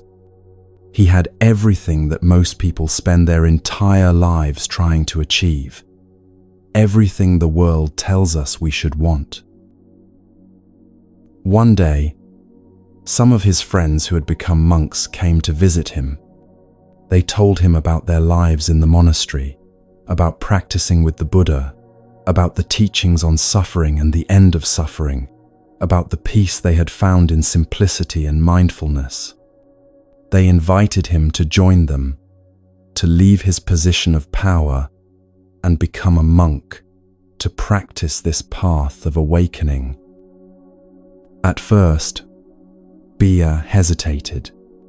How could he leave all this? He had power, security, wealth, status, influence. He had worked his whole life to achieve this position, climbed so many ladders, made so many sacrifices. People depended on him, looked up to him, needed his decisions and his leadership. This was who he was, Governor Bia, important and powerful and necessary. But something in him felt tired, heavy, burdened. All this power and wealth hadn't brought him the peace he thought it would, the contentment he'd imagined would come once he achieved enough. He was constantly worried about political rivals, about uprisings, about making the wrong decision, about losing what he had gained through so much effort. He slept with guards outside his door because he was afraid of assassination, of enemies, of those who envied his position. Even with all his wealth and power, he didn't feel safe. He didn't feel free. He felt trapped by his own success. So one day, he made a decision that shocked everyone who knew him, that people talked about for years afterward. He let it all go. He gave up his position, his palace, his power, his wealth, his status. He walked away with nothing but the simple robes of a monk, one bowl for receiving food, a mat for sleeping. Everything he had spent his life accumulating, everything he thought defined him, he released. He joined the Buddha's community and learned to live with almost nothing. No palace. He slept under trees or in simple shelters, open to the weather. No servants. He washed his own robes in streams, mended his own clothes, prepared his own food when there were no offerings from villagers. No guards. He was just another practitioner, sleeping out in the open forest, like everyone else, vulnerable, unprotected by anything except his practice. One night, not long after he had become a monk, Bia was sitting in meditation at the foot of a tree. The moon was bright above him, casting shadows through the branches. The forest was quiet, except for night sounds, and he was completely alone. No guards, no walls, no weapons, no protection, except the darkness and his own practice and his trust in the path. And suddenly, from deep in his chest, words came out, words he couldn't contain, words that burst from him with such joy, such relief, such overwhelming happiness that another monk sitting in meditation nearby could hear them clearly through the night air. "Oh, my happiness!" Bia exclaimed, his voice ringing through the quiet forest. "Oh, my happiness!" He said it twice, with such feeling, such genuine emotion, such pure joy, that the other monk was startled, confused, even a bit concerned. The next morning, that monk went to the Buddha and reported what he'd heard. He was worried about his friend. "Teacher, I think Brother Bia is regretting his decision to become a monk. Last night during meditation, I heard him cry out, 'Oh, my happiness,' twice, with great emotion. I think he's remembering his old life, his wealth and power and comfort, and missing it, wishing he hadn't given it all up." The Buddha smiled knowingly and sent for Bia. When Bia arrived, the Buddha asked him gently, with no judgment in his voice, "Is it true that last night during meditation, you exclaimed, 'Oh, my happiness,' 2 times?" "Yes, noble teacher," Bia said, meeting the Buddha's eyes without shame or embarrassment. "I did." "Can you explain to us why you said this?" the Buddha asked.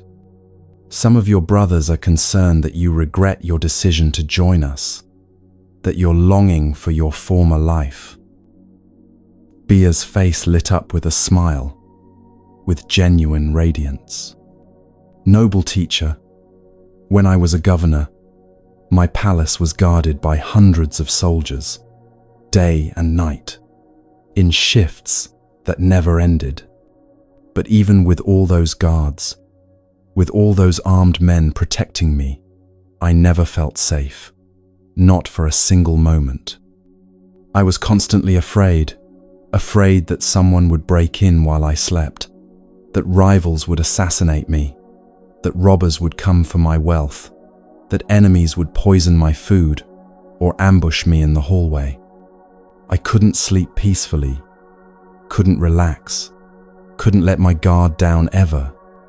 I was always on edge, always vigilant, always afraid of losing what I had worked so hard to gain.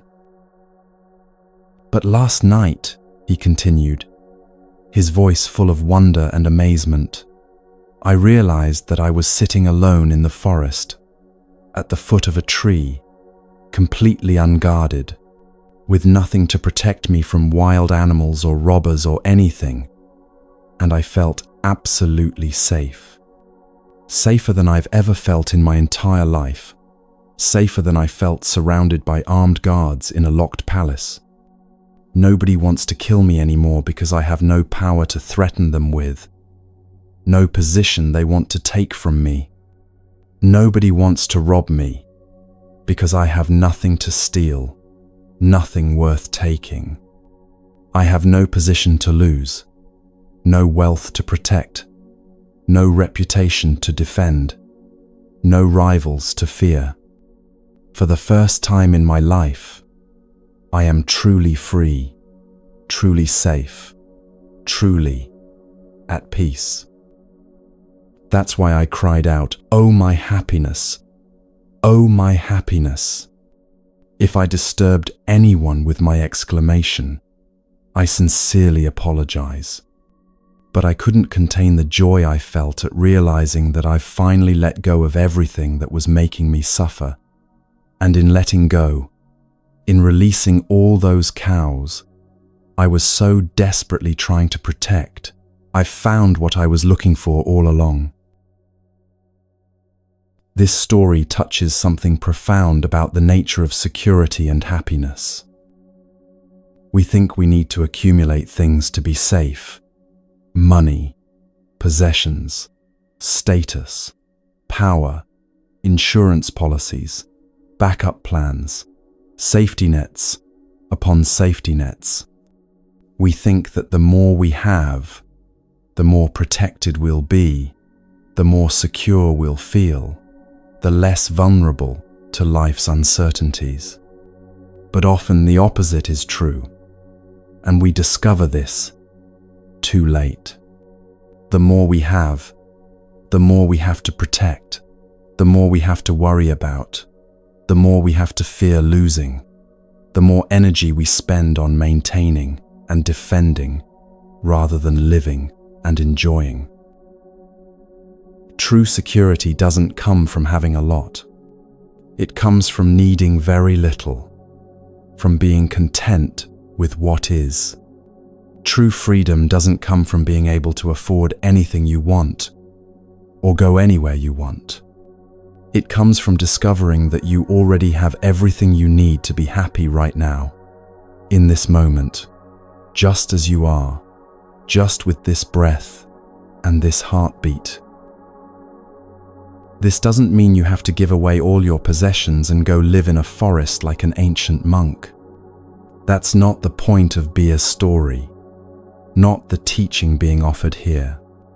The point is about recognizing what you're holding on to out of fear, what you think you need, but that's actually weighing you down, what you're protecting that's actually imprisoning you, trapping you in worry and vigilance. What if the thing you think is keeping you safe is actually keeping you trapped?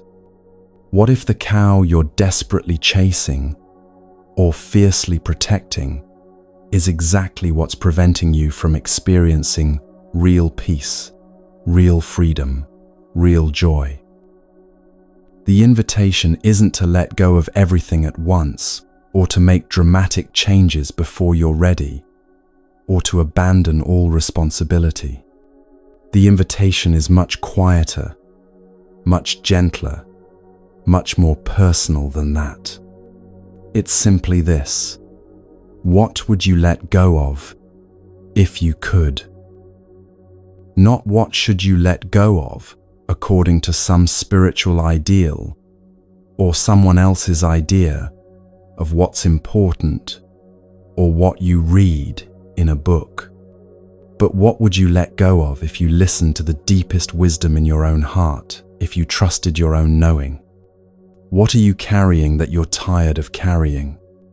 What are you holding on to that you're ready to release? That's ready to be released. Maybe it's just one small thing to start with. Maybe it's the need to check your phone first thing every morning before you even say good morning to yourself or the person sleeping next to you before you've even fully woken up. Maybe it's the habit of criticizing yourself every time you look in the mirror, that voice that immediately finds fault. Maybe it's the grudge you've been carrying against someone for 5 years, 10 years, half your life, that takes up space in your heart where love could live instead. Maybe it's the belief that you'll be happy when you lose 10 pounds, or get that promotion, or find the right relationship, or retire, or finally fix everything that's wrong. Letting go doesn't require force or violence against yourself. It requires awareness and willingness, seeing clearly and choosing consciously. When you see clearly that something is causing you to suffer, and you see that you have a choice about whether to keep holding it, the letting go can happen naturally, the way your hand naturally opens when you realize you're holding something hot that's burning you. There's a radical practice hidden in plain sight, something so simple you might overlook it entirely, might think it couldn't possibly matter. It's the practice of enjoying your breath, not controlling it, not trying to breathe better or deeper or more correctly or more spiritually, not using it to achieve some special state or prove you're good at meditation or earn enlightenment points. Just enjoying it taking genuine pleasure in it. Taking pleasure in the simple fact that you're breathing, that air is entering your body and leaving your body, that this most basic process is happening right now, without you having to manage it, or earn it, or deserve it, or work for it. When you breathe in, and you know you're breathing in, you can smile. Not a forced smile, not a fake smile plastered on to look spiritual, but the smile that comes naturally when you're present for something good, something miraculous that you'd forgotten to notice in your rush through life. Think of your consciousness like a garden with many different kinds of seeds planted in the soil. Some seeds are wholesome, seeds of joy, compassion, understanding, peace, love, gratitude, kindness. Some seeds are unwholesome, seeds of anger, fear, jealousy, craving, despair, resentment, bitterness. All the seeds are there in everyone, in every human being, waiting in the dark soil. Which seeds grow into plants, which ones dominate your inner landscape, depends entirely on which seeds you water. If you spend your day reading news designed to make you angry, watching shows that feed your fear, scrolling through posts that trigger your envy and inadequacy, replaying memories that stoke your resentment, rehearsing arguments with people who aren't even there, you're watering unwholesome seeds. Those are the plants that will grow in your garden, that will dominate your inner landscape, that will determine the quality of your experience, the flavor of your life. But if you take time to notice what's beautiful around you, to appreciate what's working in your life alongside what isn't, to feel gratitude for small things like hot water and comfortable shoes, to generate kindness toward yourself and others, to remember moments of joy and connection, you're watering wholesome seeds. Those are the plants that will grow instead, that will flower and offer their fragrance. You have agency in this, real power, real choice. You're not a victim of whatever seeds happen to sprout randomly at the mercy of your conditioning. You're the gardener, choosing moment by moment which seeds to water with your attention, which plants to cultivate with your care, what kind of garden you want to grow in your consciousness, what you want to bloom in the landscape of your mind. Every morning when you wake up, you're given a gift, 24 brand new hours that have never existed before. These hours are completely fresh, completely unused, completely full of possibility and potential. What you do with them is up to you, is your choice, is your life unfolding. You can spend them worrying about what might go wrong, or you can spend them noticing what's going right. You can spend them rushing through on autopilot, numb and distracted, or you can spend them actually living, actually present, actually here in your own life. There's a simple verse that monks and nuns learn when they first begin practicing, something to recite silently when you first wake up. Waking up this morning, I smile. I have 24 brand new hours to live. I vow to live them deeply and to look at all beings with the eyes of compassion.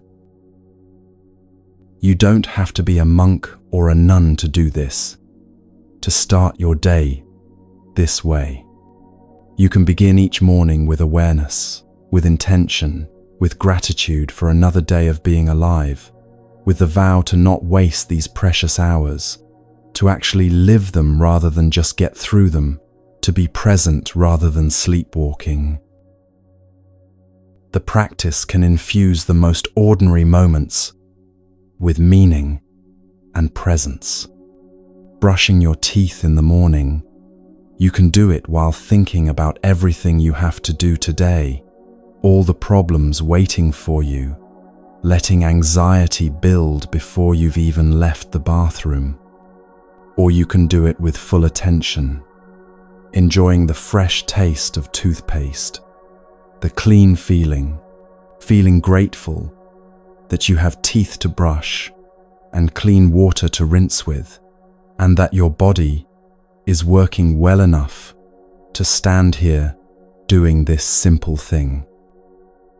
Walking from your bedroom to your kitchen, you can do it lost in thought, already mentally at work, or replaying yesterday's difficulties, or worrying about tomorrow's challenges.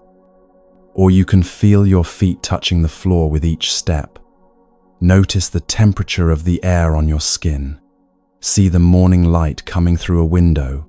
Make those 10 or 20 steps into a walking meditation, a return to your body and to the present moment, a coming home.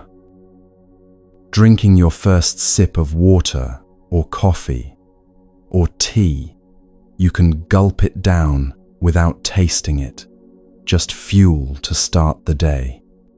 Or you can pause and really experience it, feeling the temperature on your lips, the texture in your mouth, the way it wakes up your senses, making it a small ceremony of gratitude rather than just another thing to consume mindlessly. These tiny moments add up to your life, these breaths and steps and sips. If you're not present for them, you're not present for your life. You're missing it. But when you bring awareness to them, when you actually experience them, instead of just moving through them unconsciously on autopilot, something remarkable happens. Ordinary moments become extraordinary. The mundane becomes meaningful. The routine becomes a practice, becomes sacred. Once at a large gathering where the Buddha was teaching, there were hundreds of people sitting together listening, absorbing his words about suffering and liberation. Among them were 4 young mothers, each holding a baby in her arms. The babies were nursing while their mothers listened to the teaching about suffering and the end of suffering, about mindfulness and peace and the path to freedom. The babies were consuming milk from their mothers' bodies. That was the obvious food they were receiving, the visible nourishment. But they were also consuming something else, something less visible, but equally nourishing, equally important. They were consuming the peace and mindfulness of the whole gathering, of all these people sitting together in awareness. They were consuming the energy of all these people sitting together in awareness, in silence, in collective calm and concentration. That peace was entering them through their mother's milk, through their mother's heartbeat, through the very atmosphere they were breathing, the energy field they were resting in. You're consuming things all the time too, not just food, but energy, atmosphere, information, the quality of the environments you inhabit and the company you keep. When you spend time with people who are anxious and agitated, their anxiety affects you, seeps into you. When you spend time in places that are frenetic and harsh, that frenetic harshness enters you, becomes part of your inner state. When you consume media designed to agitate and provoke and outrage, that agitation becomes part of your inner landscape, colors your experience of everything. But the opposite is also true, and this is the good news. When you spend time in environments of peace, whether that's sitting quietly in nature, being with people who practice mindfulness and compassion, reading words that nourish wisdom and understanding, or simply sitting in your own home, breathing mindfully, you're consuming peace, and that peace becomes part of you, grows in you, strengthens in you. You are an artist, whether you think of yourself that way or not, whether you've ever picked up a paintbrush or written a poem. You're an artist whose medium is your own consciousness, your own experience, your own moment-to-moment life.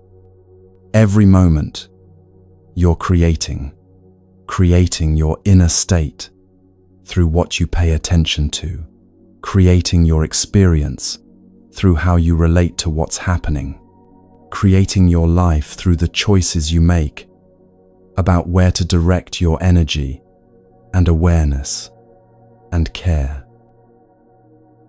A skilled artist knows how to create moments of beauty, moments of meaning, moments that matter and resonate and touch something true. You can develop that same skill with your own life, with your own consciousness.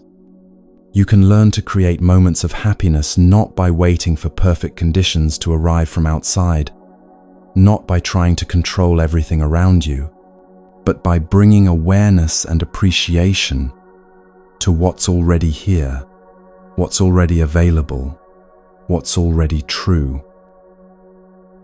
Someone might say, "That's easy for you to say, but you don't know what I'm dealing with. You don't understand. You don't know how much stress I'm under, how many problems I have, how difficult my circumstances are, how much I'm struggling just to get through each day." And that's true. I don't know your specific circumstances, your specific struggles, your specific pain. But what I do know is that you have this moment, right now, this very moment. And in this moment, you're breathing. Air is moving in and out of your lungs. In this moment, you're alive. Your heart is beating. Consciousness is present. In this moment, there are conditions of happiness available. Maybe not all the conditions you wish you had. Maybe not the circumstances you'd choose if you could design your life perfectly, but some conditions, some possibilities for noticing what's good, even while acknowledging what's difficult. The practice isn't about denying your problems or pretending everything is wonderful when it's not, when you're clearly struggling. The practice is about not adding unnecessary suffering on top of the necessary difficulties, about not losing touch with what's still good while you navigate what's hard, about not letting your struggles consume 100% of your awareness when maybe they only need to occupy 70%, leaving 30% available for noticing that the sun is still shining, that your heart is still beating, that kindness still exists in the world, that not everything is broken. When you let go of the cows that are weighing you down, the unnecessary beliefs and attachments and worries that create suffering beyond what life naturally brings, you create space, you create openness, you create room. And in that space, joy can enter naturally, organically, without force. Not the joy that depends on everything being perfect, but the joy that comes from being fully alive, fully present, grateful for the gift of this moment, this breath, this one precious and irreplaceable life that you're living right now.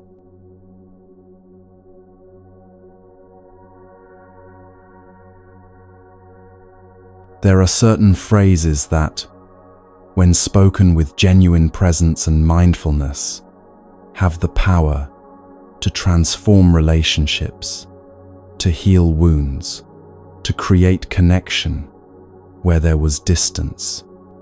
These aren't just words, they're like magic formulas, incantations that shift energy and open hearts. In the Buddhist tradition, we call them mantras. A mantra is a sacred phrase that, when recited with concentration and sincerity, produces a real effect in the world. The mantras we're going to explore aren't in Sanskrit or Pali.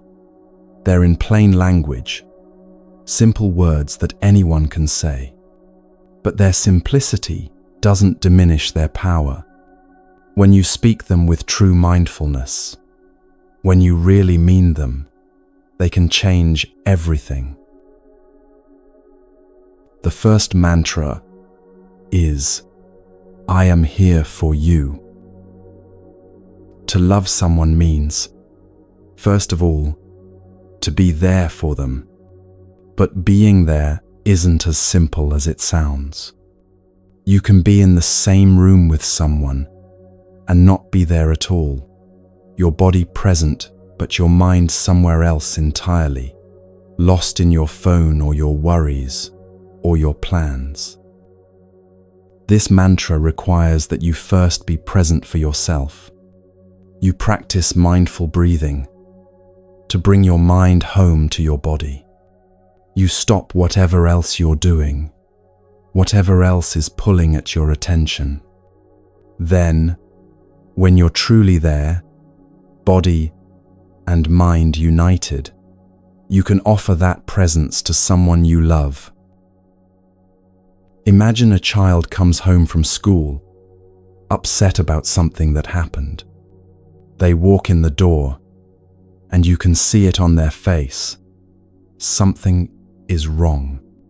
You could stay on your computer, half listening while typing an email, saying, "Aha," at intervals, without really hearing them. Or you could stop, turn toward them fully, look in their eyes, and say, and truly mean, "I am here for you." Those 5 words tell them, you matter to me more than this email, more than whatever I was just doing. I'm not just physically present, I'm giving you my full attention, my full heart. You're not alone with whatever you're feeling. The same applies to your partner, your friend, your parent.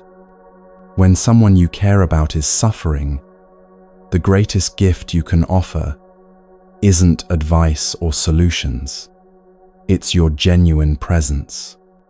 I am here for you, not in 5 minutes after you finish this task, not while simultaneously scrolling through your phone, but right now, completely, with everything you have. The second mantra is, I know you are there, and it makes me very happy. Everyone wants to be seen, to be recognized, to know that their presence matters to someone. This mantra acknowledges the other person's existence and expresses gratitude for it. You can say this to your partner in the morning, "Darling, I know you are there, and it makes me very happy." You're saying, your presence in my life isn't something I take for granted. The fact that you exist, that you're here, that I get to share this life with you, this brings me joy. A man comes home from work, stressed and preoccupied, barely registering that his wife is there. They move around each other like roommates, like strangers, each absorbed in their own world. But one evening, he stops.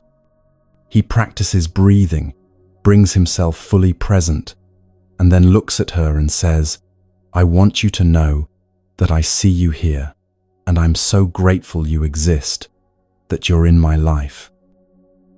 Her face changes immediately. When was the last time someone really saw her, really acknowledged her presence as a gift? Not what she does for them, not her usefulness, but simply her being, the miracle that she exists, that she's here. This mantra works with children too, with friends, with anyone you love. I see you there, and you make me happy. It's a way of saying, you're not invisible to me. Your existence matters. I notice you, and noticing you brings light into my day. The third mantra is, I know you suffer, and that is why I am here for you. This mantra is for when you notice that someone you love is suffering.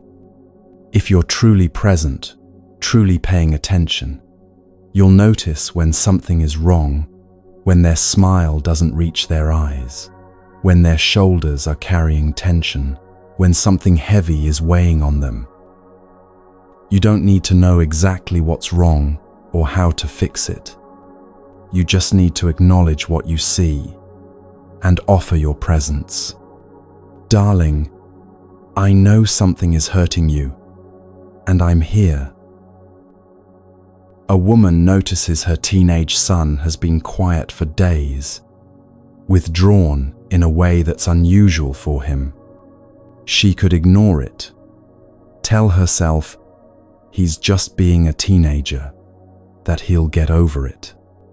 Or she could go to him, sit beside him, and say, I can see you're struggling with something, and I want you to know I'm here. You don't have to tell me what it is if you're not ready, but I want you to know I see you, and I'm not going anywhere. Sometimes just being seen in our pain, just having someone acknowledge that, yes, this is hard, this hurts, that alone brings relief. We're suffering, and then our suffering is compounded by feeling invisible in it, by everyone pretending everything is fine, by having to hold up a facade that nothing is wrong. This mantra breaks through that isolation. It says, I see your pain. You don't have to hide it from me. Your suffering matters to me because you matter to me. The fourth mantra is the hardest and perhaps the most important. I suffer, please help. This one goes against everything we've been taught about being strong, about handling things on our own, about not being a burden. Pride makes this mantra almost impossible to say. We want to appear like we have it all together, like we don't need anyone, like we're fine, always fine. But this mantra recognizes a simple truth. We need each other. Love isn't about never needing help. It's about being able to ask for it, about trusting someone enough to show them your vulnerability. When you're suffering and you believe someone you love has caused that suffering, your impulse might be to punish them. You want to show them you don't need them, that you're perfectly fine without them. You lock yourself in your room. You give them the silent treatment.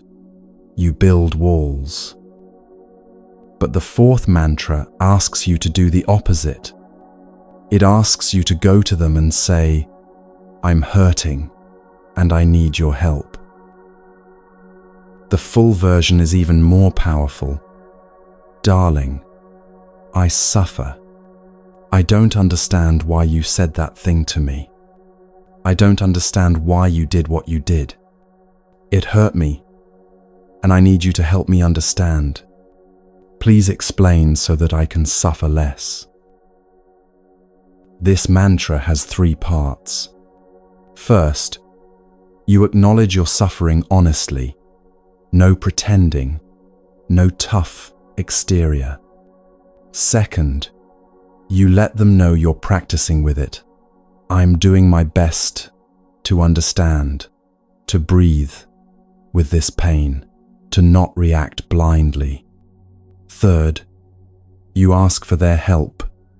Please, help me understand what happened. Here's a practical suggestion. Write this mantra on a small card, the size of a credit card, and keep it in your wallet. The next time you're suffering and tempted to withdraw, to punish with silence, to build walls, take out that card and read it. You have 24 hours to use this mantra before pride hardens into something more difficult to break. When you finally speak this mantra with sincerity, something shifts immediately. The other person sees that you're suffering, that this isn't just drama or manipulation, that you genuinely need their help. And most people, when they see someone they love is truly hurting, want to help. They want to understand. They want to make it better. The 5th mantra is, this is a happy moment. This mantra isn't about pretending everything is perfect when it's not. It's about recognizing the conditions for happiness that actually exist right now, in this very moment, even when things aren't ideal. You're sitting with someone you love. You're walking together on an ordinary day. You're having a simple meal, and you pause. You look around. You feel the moment, and you say, out loud or silently, this is a happy moment. A father and daughter are washing dishes together after dinner. It's a mundane task, nothing special. But he stops for a moment, looks at his daughter's face as she scrubs a plate, and thinks, this is a happy moment. Right now, this simple task with my child, this is happiness. By naming it, by acknowledging it, he makes the happiness conscious, makes it real, makes it available to be fully experienced, rather than just passing by unnoticed in the rush towards something else. This mantra trains us to recognize happiness when it's present, instead of always thinking happiness is somewhere else, sometime else, dependent on conditions we don't yet have. Happiness isn't waiting in the future after you achieve certain things. It's available right now, in this breath, in this moment, in this connection with someone you care about. You can practice this mantra throughout your day. Drinking your morning coffee, this is a happy moment. Feeling the sun on your face, this is a happy moment. Hearing your partner's voice, this is a happy moment. Not because everything in your life is perfect, but because you're alive, aware, able to touch the good that exists alongside the difficult. The 6th mantra is, you are partly right. This mantra is medicine for the ego, for the tendency to see ourselves as either completely right or completely wrong, completely good or completely bad. when someone praises you, when they tell you you're wonderful, the best, perfect, you can respond with this mantra: you are partly right. Yes, I have good qualities, but I also have weaknesses, flaws, areas where I struggle. I'm not the perfect image you're projecting onto me. I'm human, which means complex, which means both good and not so good, all mixed together. When someone criticizes you, when they point out your failures or mistakes, you can use the same mantra: you are partly right. Yes, I have flaws, I made mistakes. There are things I could do better, but I'm not the complete failure you're seeing in this moment. I also have strengths, gifts, good intentions, areas where I'm doing well. This mantra keeps you balanced, grounded in reality, rather than swinging between inflation and deflation, between thinking you're the best or the worst. It allows you to receive both praise and criticism without losing your center, without getting lost in either arrogance or despair. A young woman at work receives glowing feedback from her boss. You're brilliant, the best we've ever had, absolutely exceptional. She could let this go to her head, start believing she's superior to everyone else, get inflated with pride. Or she could think quietly to herself, you're partly right. Yes, I worked hard on that project. I did contribute something valuable, and I also made mistakes you didn't see. I also had help from others. I also have plenty to learn. Later that week, a colleague criticizes her harshly. You don't know what you're doing. You're in over your head. You're not qualified for this role. She could collapse into shame, believe she's completely inadequate. Let this criticism destroy her confidence. Or she can think, you're partly right. Yes, there are aspects of this role I'm still learning, areas where I could improve, and I also bring value. I also have skills and insights that matter. I also belong here. The mantra protects you from the extremes, helps you stay in touch with the truth that you're human, not perfect, not worthless, but complex, growing, both capable and flawed at the same time. These 6 mantras are tools for creating love, for healing relationships, for maintaining connection, even through difficulty. But there's another practice that makes all of these mantras more powerful, that creates the ground for them to work, the practice of deep listening. Most of us don't really listen. We wait for our turn to talk. We formulate our response while the other person is still speaking. We interrupt to correct, to defend, to explain why they're wrong or why we're right. We listen to judge, to argue, to fix, to give advice, but we don't listen to truly understand, to give relief, to offer the healing that comes simply from being heard. Deep listening, compassionate listening, is a practice.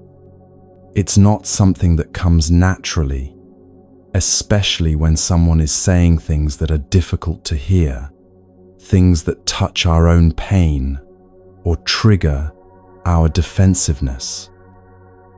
When you practice deep listening, you have only one purpose: to give the other person the opportunity to speak and to suffer less.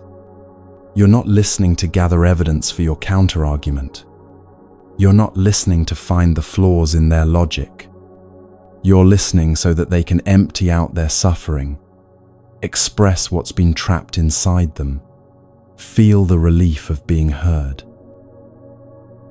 This requires tremendous concentration and self-control. As they speak, you practice mindful breathing to remain calm, to keep your heart open, to not let their words trigger your own reactive patterns. Your breath becomes your anchor, the thing you return to again and again as you hold space for their pain. A couple had been married for 15 years, and they'd reached a point where they could barely talk without fighting. Every conversation became an argument. Every attempt at discussion turned into accusations and defensiveness. They loved each other, but they'd forgotten how to communicate, how to really hear each other beneath the words. Someone taught them the practice of deep listening. They agreed to try it, even though it felt awkward at first, even though both were skeptical that something so simple could help. They set aside 1 hour. For the first 30 minutes, she would speak and he would only listen. No interrupting, no defending, no explaining, just breathing and listening with the intention to understand her suffering. Then they would switch and she would listen to him for 30 minutes in the same way. The husband sat there, breathing consciously as his wife began to speak. She talked about feeling invisible, about how he came home from work and disappeared into his phone, about how she felt alone, even when they were in the same room. She talked about things that happened years ago that still hurt, things he thought she'd forgiven or forgotten. His impulse was to interrupt, to defend himself, to explain that she was misunderstanding, that he didn't mean it that way, that she was being unfair. But he kept breathing, kept bringing his attention back to his breath, kept reminding himself, I'm not listening to defend myself. I'm listening so she can suffer less. And something remarkable happened. As she spoke and felt truly heard, maybe for the first time in years, her voice changed. The anger softened into sadness. The accusations transformed into vulnerability. She wasn't attacking him. She was showing him her wounds, trusting him with her pain. When it was his turn to speak, she saw things she'd never seen before. She'd thought he was cold, distant, uncaring. But as she listened, really listened, without planning her rebuttal, she heard his loneliness, his feeling of inadequacy, his fear that he wasn't enough, that he was failing her and their children.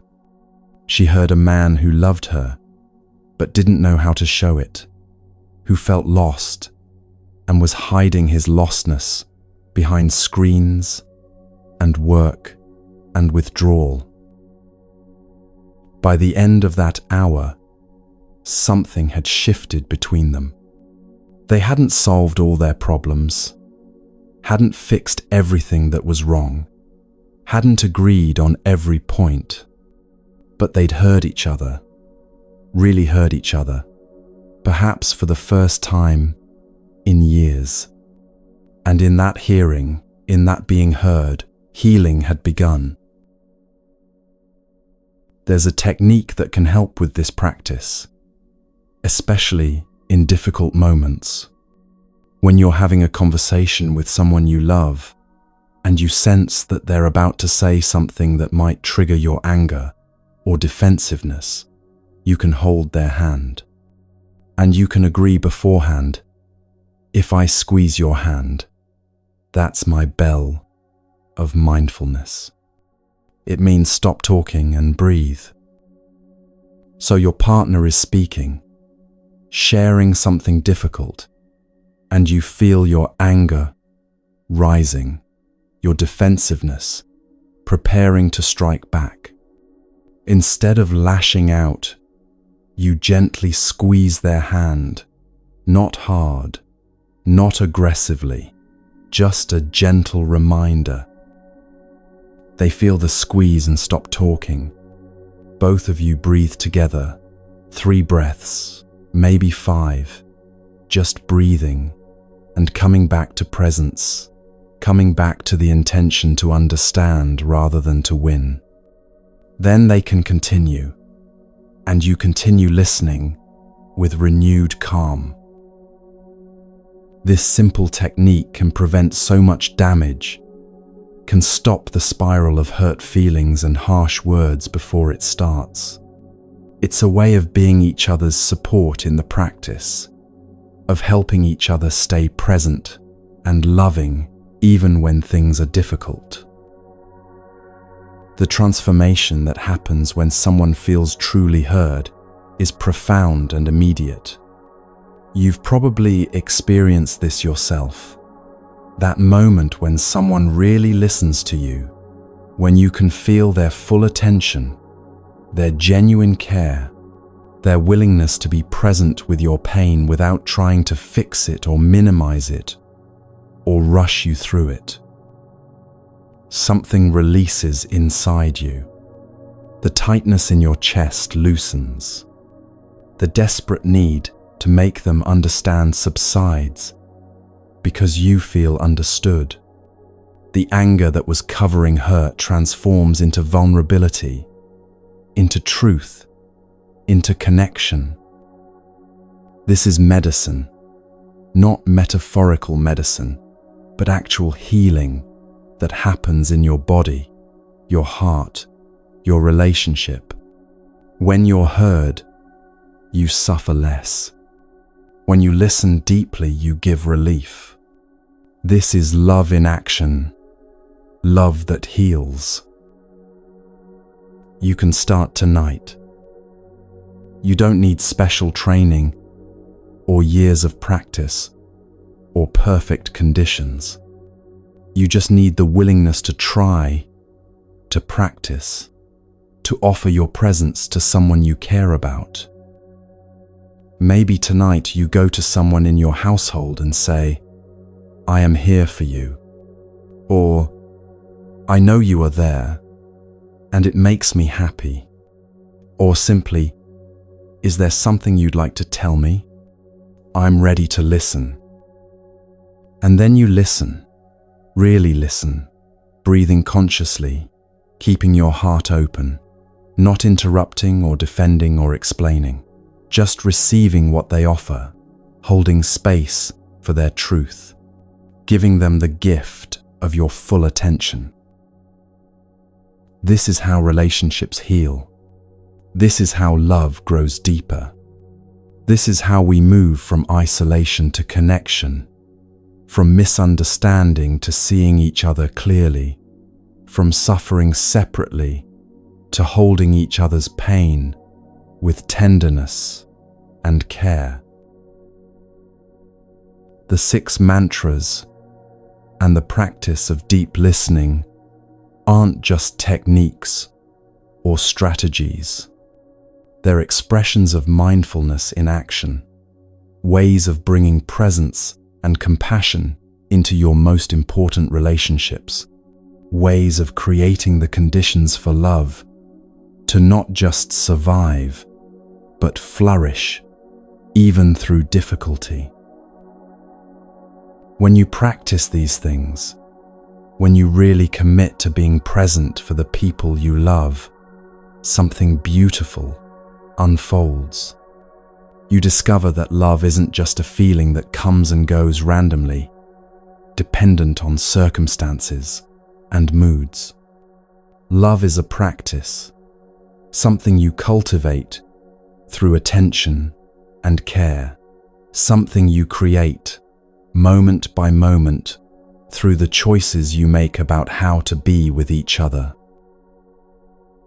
And in that practice, in that cultivation, you find that love becomes the healing force it was always meant to be, not perfect, not easy, but real, deep, transformative, capable of holding everything, capable of healing everything, when tended with patience and presence and genuine care.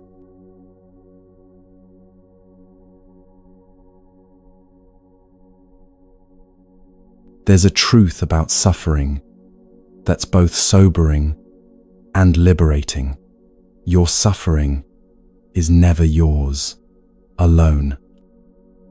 When you hurt, when you struggle, when you feel lost or afraid or overwhelmed, you might think you're isolated in that experience, that your pain is uniquely yours, happening only to you. But every feeling you've ever felt, every difficulty you've ever faced, connects you to countless others who are feeling the same thing right now, who have felt it before, who will feel it again. Your loneliness is the world's loneliness. Your anxiety is the world's anxiety. Your grief is the world's grief. And this means two things. First, that you're not as alone as you think you are. And second, that when you heal yourself, you're healing something larger than yourself. On September 11th, 2001, I was in California, preparing to give a talk that evening, when the news came of what had happened in New York, in Washington, in Pennsylvania. The whole country, the whole world went into shock, into fear, into a collective trauma that we could all feel even thousands of miles from where the attacks occurred. That evening, hundreds of people still came to the talk, perhaps more than would have come ordinarily.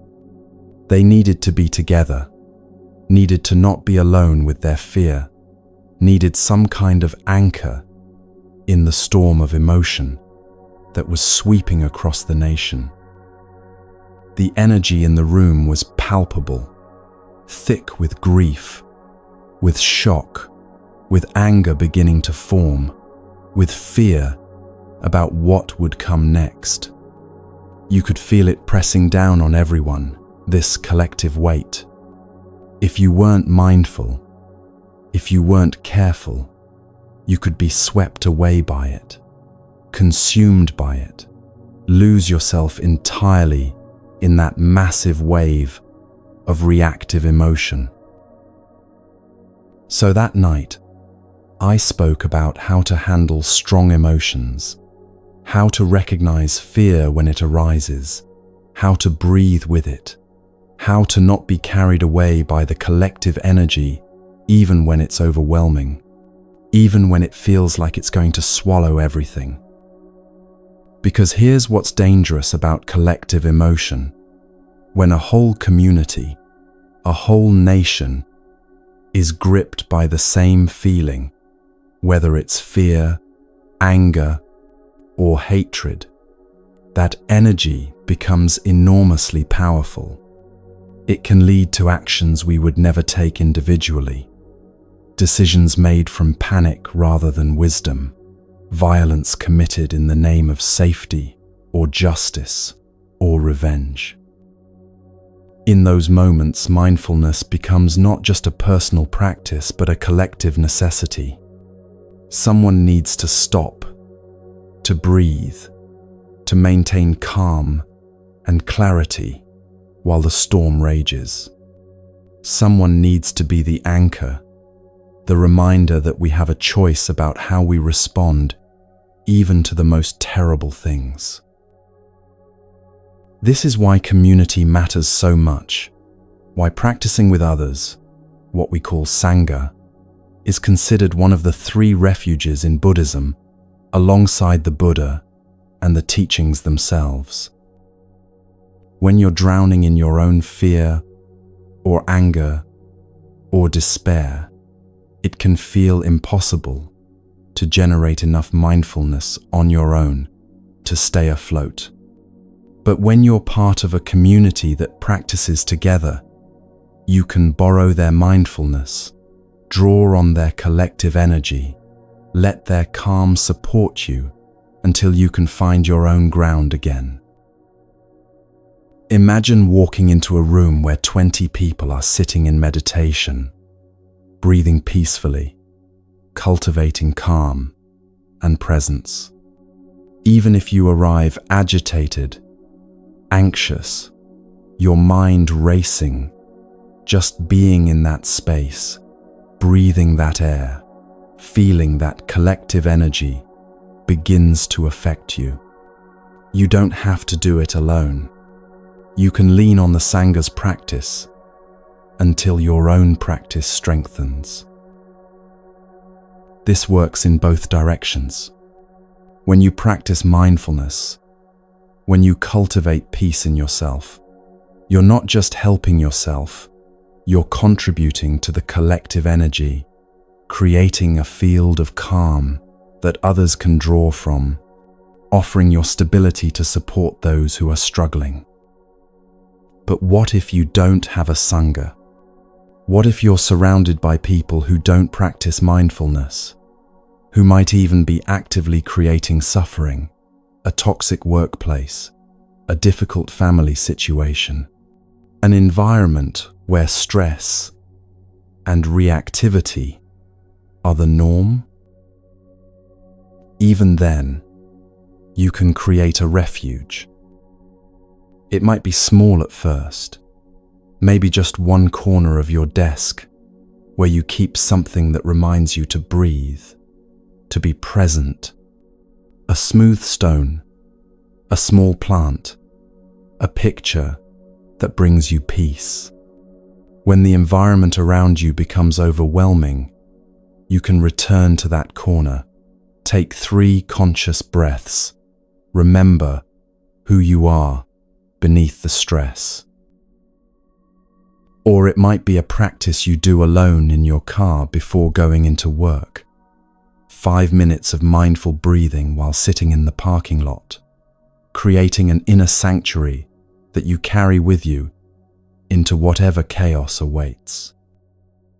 One woman worked in a high-pressure corporate environment where everyone was constantly stressed, where the culture encouraged overwork and competition, where taking a real lunch break or leaving at a reasonable hour was seen as weakness.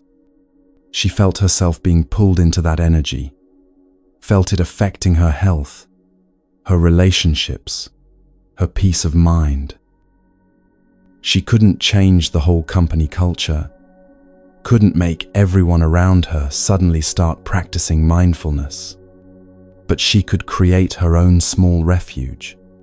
She started taking walking meditation breaks, just 10 minutes here and there, walking slowly and mindfully in a little park near her office, practicing, "I have arrived, I am home," with each step. People thought she was strange at first, wondered why she was walking so slowly, why she wasn't on her phone or rushing somewhere. But over time, some of her colleagues started asking about it, started joining her occasionally, curious about this different way of being in the middle of the workday chaos. She had created a small Sangha without even trying, just by maintaining her own practice, by refusing to be completely consumed by the toxic energy around her, by being a reminder that there's another way to live even in difficult circumstances. You don't have to wait for perfect conditions to practice. You don't have to wait until you find the ideal community, or the perfect teacher, or the right environment. You can start where you are, with what you have, creating small refuges that gradually expand, offering your own peace as a gift to a world that desperately needs it. There's an old story about the Buddha and Mara.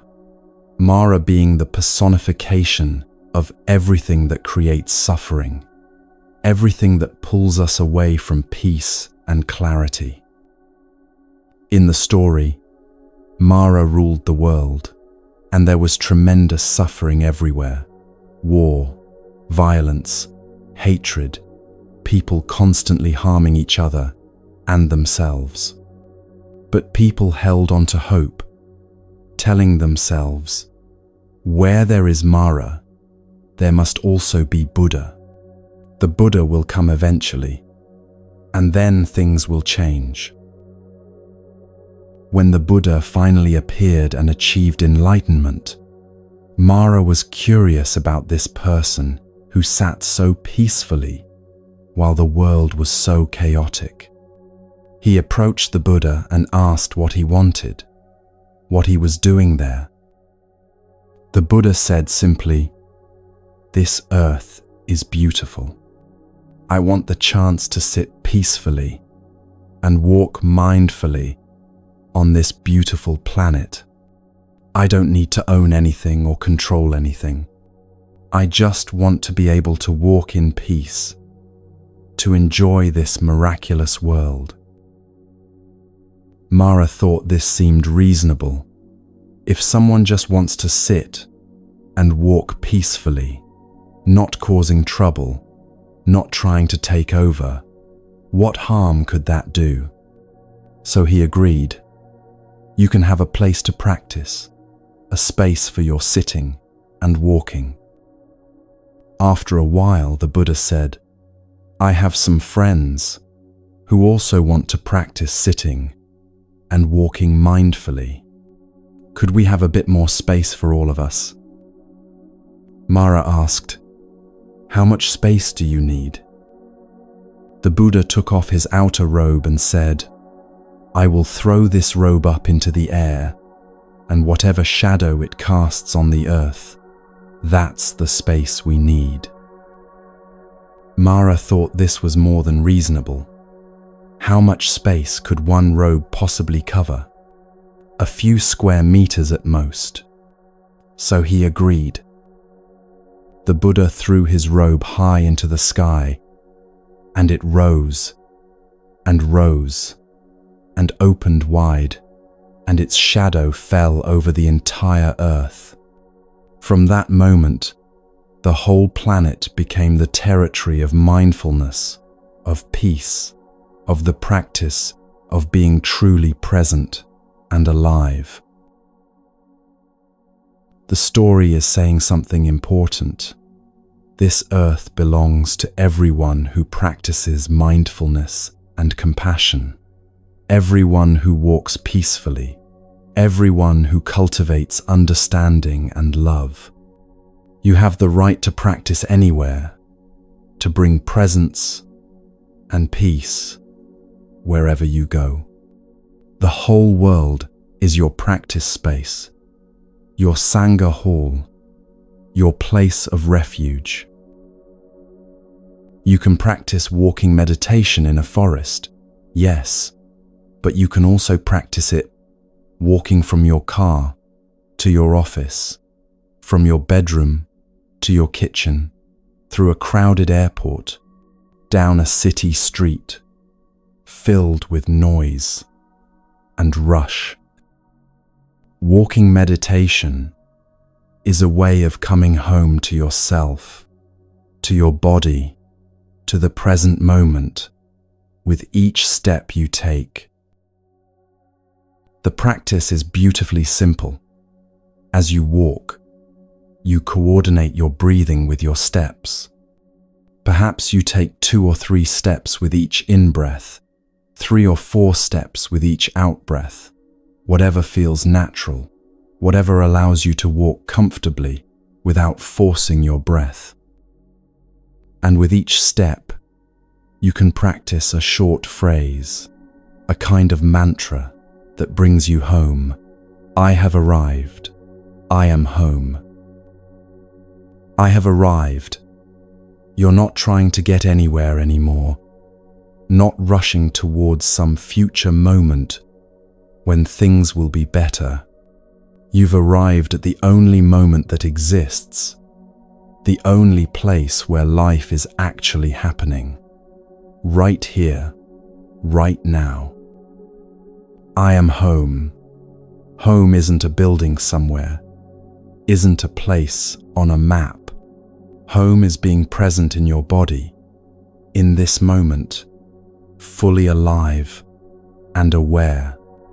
When you breathe mindfully and walk with awareness, you're home no matter where you are geographically. Most of us have lost the ability to simply be where we are. Even when our body is in one place, our mind is somewhere else, already at our destination, still in the past, lost in planning, or worrying, or replaying, or imagining. We're walking, but we're not really walking. We're just moving through space, while our mind races ahead or lags behind. Walking meditation is a practice of reclaiming your life, of actually living your moments instead of just passing through them on your way to somewhere else. The miracle, the Buddha said, is not walking on water. Many people are impressed by supernatural feats, by displays of spiritual power. But the real miracle is walking on the earth, being fully present for each step, experiencing the wonder of being alive, of being able to move through this world, of having feet that work and ground beneath you, and air to breathe. Think about astronauts who spend months in space, floating in that artificial environment, far from the earth. When they return, when they finally set foot on solid ground again, they don't take it for granted. They feel the miraculous nature of something we completely overlook, the ability to walk on this planet, to feel gravity holding us, to take steps on this beautiful earth. We don't have to go to space to appreciate this miracle. We just have to wake up, to pay attention, to actually be present for what's already here. Each step can be a revolution against the habit of running. We're so conditioned to rush, to always be moving toward the next thing, to treat the present moment as an obstacle between us and where we want to be. Walking meditation is a form of resistance against that tyranny of constant rushing, constant seeking, constant dissatisfaction with what is. With each mindful step, you're saying, this moment is enough. This step is enough. I don't need to be anywhere other than where I am right now. I'm not going to let my whole life pass by unfelt, unnoticed, unlived while I'm busy trying to get somewhere else. At first, walking slowly and mindfully might feel strange, even uncomfortable. You might feel self-conscious, like everyone is watching you, wondering why you're walking so slowly when the world is rushing by. You might feel impatient with yourself, frustrated by the slowness, eager to just get wherever you're going. But gradually, as you practice, something shifts. The quality of your steps changes. You begin to feel each foot making contact with the ground. Feel the earth supporting you. Feel the miracle of movement, of balance, of being alive in a body that can walk. You don't have to walk slowly all the time. You can practice walking meditation at a normal pace, even at a brisk pace, if that's what the situation requires. The slowness isn't the point, the awareness is the point. The presence is the point. The coming home to your body and your breath with each step is the point. You can do this in the supermarket, walking down the aisle, pushing your cart. Instead of being lost in your shopping list or your thoughts about dinner or your worries about money, you can feel each step, coordinate it with your breath, come back to the simple fact that you're alive, walking here. You can do this at work, walking from one meeting to another. Instead of letting your mind race ahead to what's coming next or replay what just happened, you can use those transition moments as opportunities to practice, to reset, to come back to presence before entering the next situation. You can do this walking to your car at the end of a long day. Instead of carrying all the stress and tension from the day into your car, into your commute, into your home, you can let each step be a step of release, of letting go, of gradually returning to yourself. You can even do this in small spaces, walking back and forth in your room, walking around your kitchen while waiting for water to boil, walking from your bed to the bathroom in the middle of the night. Anytime you're walking, you have an opportunity to practice, to come home, to be present for your life.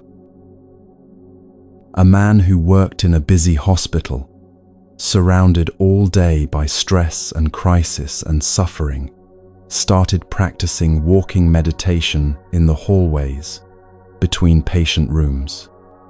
Just a few steps taken mindfully, just a few breaths coordinated with his movement, just a moment of arriving in his body before walking into the next difficult situation. His colleagues noticed something different about him. He seemed calmer, more grounded, less frazzled by the constant demands. Some of them asked what he was doing, and he taught them the practice. Soon there were several staff members taking walking meditation breaks, using the space between tasks as opportunities for practice, rather than just rushing mindlessly from one thing to the next. The whole atmosphere of that floor began to shift subtly. It was still a hospital, still stressful, still dealing with serious illness and suffering. But there were these pockets of peace, these moments of mindfulness, these people who were choosing to walk their steps differently, to be present for their lives, even in the middle of chaos. This is how change happens, not through grand gestures or perfect conditions, but through small practices done consistently, through individuals choosing to walk peacefully on this earth, even when the world around them is rushing and suffering and forgetting. When you practice like this, when you walk mindfully, even for just a few steps a day, you're doing it not just for yourself, but for everyone. You're proving that it's possible to slow down, to be present, to find peace in the midst of activity. You're creating a small field of mindfulness that others can feel and maybe, eventually, enter. You are not alone in this practice, even when you practice alone. You're connected to everyone else who has ever practiced mindful walking, everyone who has ever chosen presence over rushing, everyone who has ever said, "I have arrived, I am home," and actually meant it. You're connected to the Buddha himself, who walked mindfully 26 centuries ago on dirt paths in India, whose footsteps are still reverberating through time, still showing us how to walk peacefully on this earth. You're connected to people practicing right now in monasteries, in prisons, in hospitals, in their homes, on city streets, in quiet forests. All over this planet, people are taking mindful steps, coming home to themselves, choosing to actually live their moments instead of just passing through them. And you're contributing to the collective consciousness of humanity, adding your small offering of peace and presence to the whole, making it easier for the next person to stop running, to arrive, to come home. The Buddha's robe covers the whole earth, remember? Wherever you are is practice space. Wherever you walk is holy ground. This moment, this step, this breath, this is it. This is your life, happening right now. And you have everything you need to be present for it, to arrive fully, to come home. You are not alone in your suffering, and you are not alone in your practice. We heal together, step by step, breath by breath, moment by moment, supporting each other in the great work of waking up, of being truly alive, of walking peacefully on this beautiful earth that holds us all.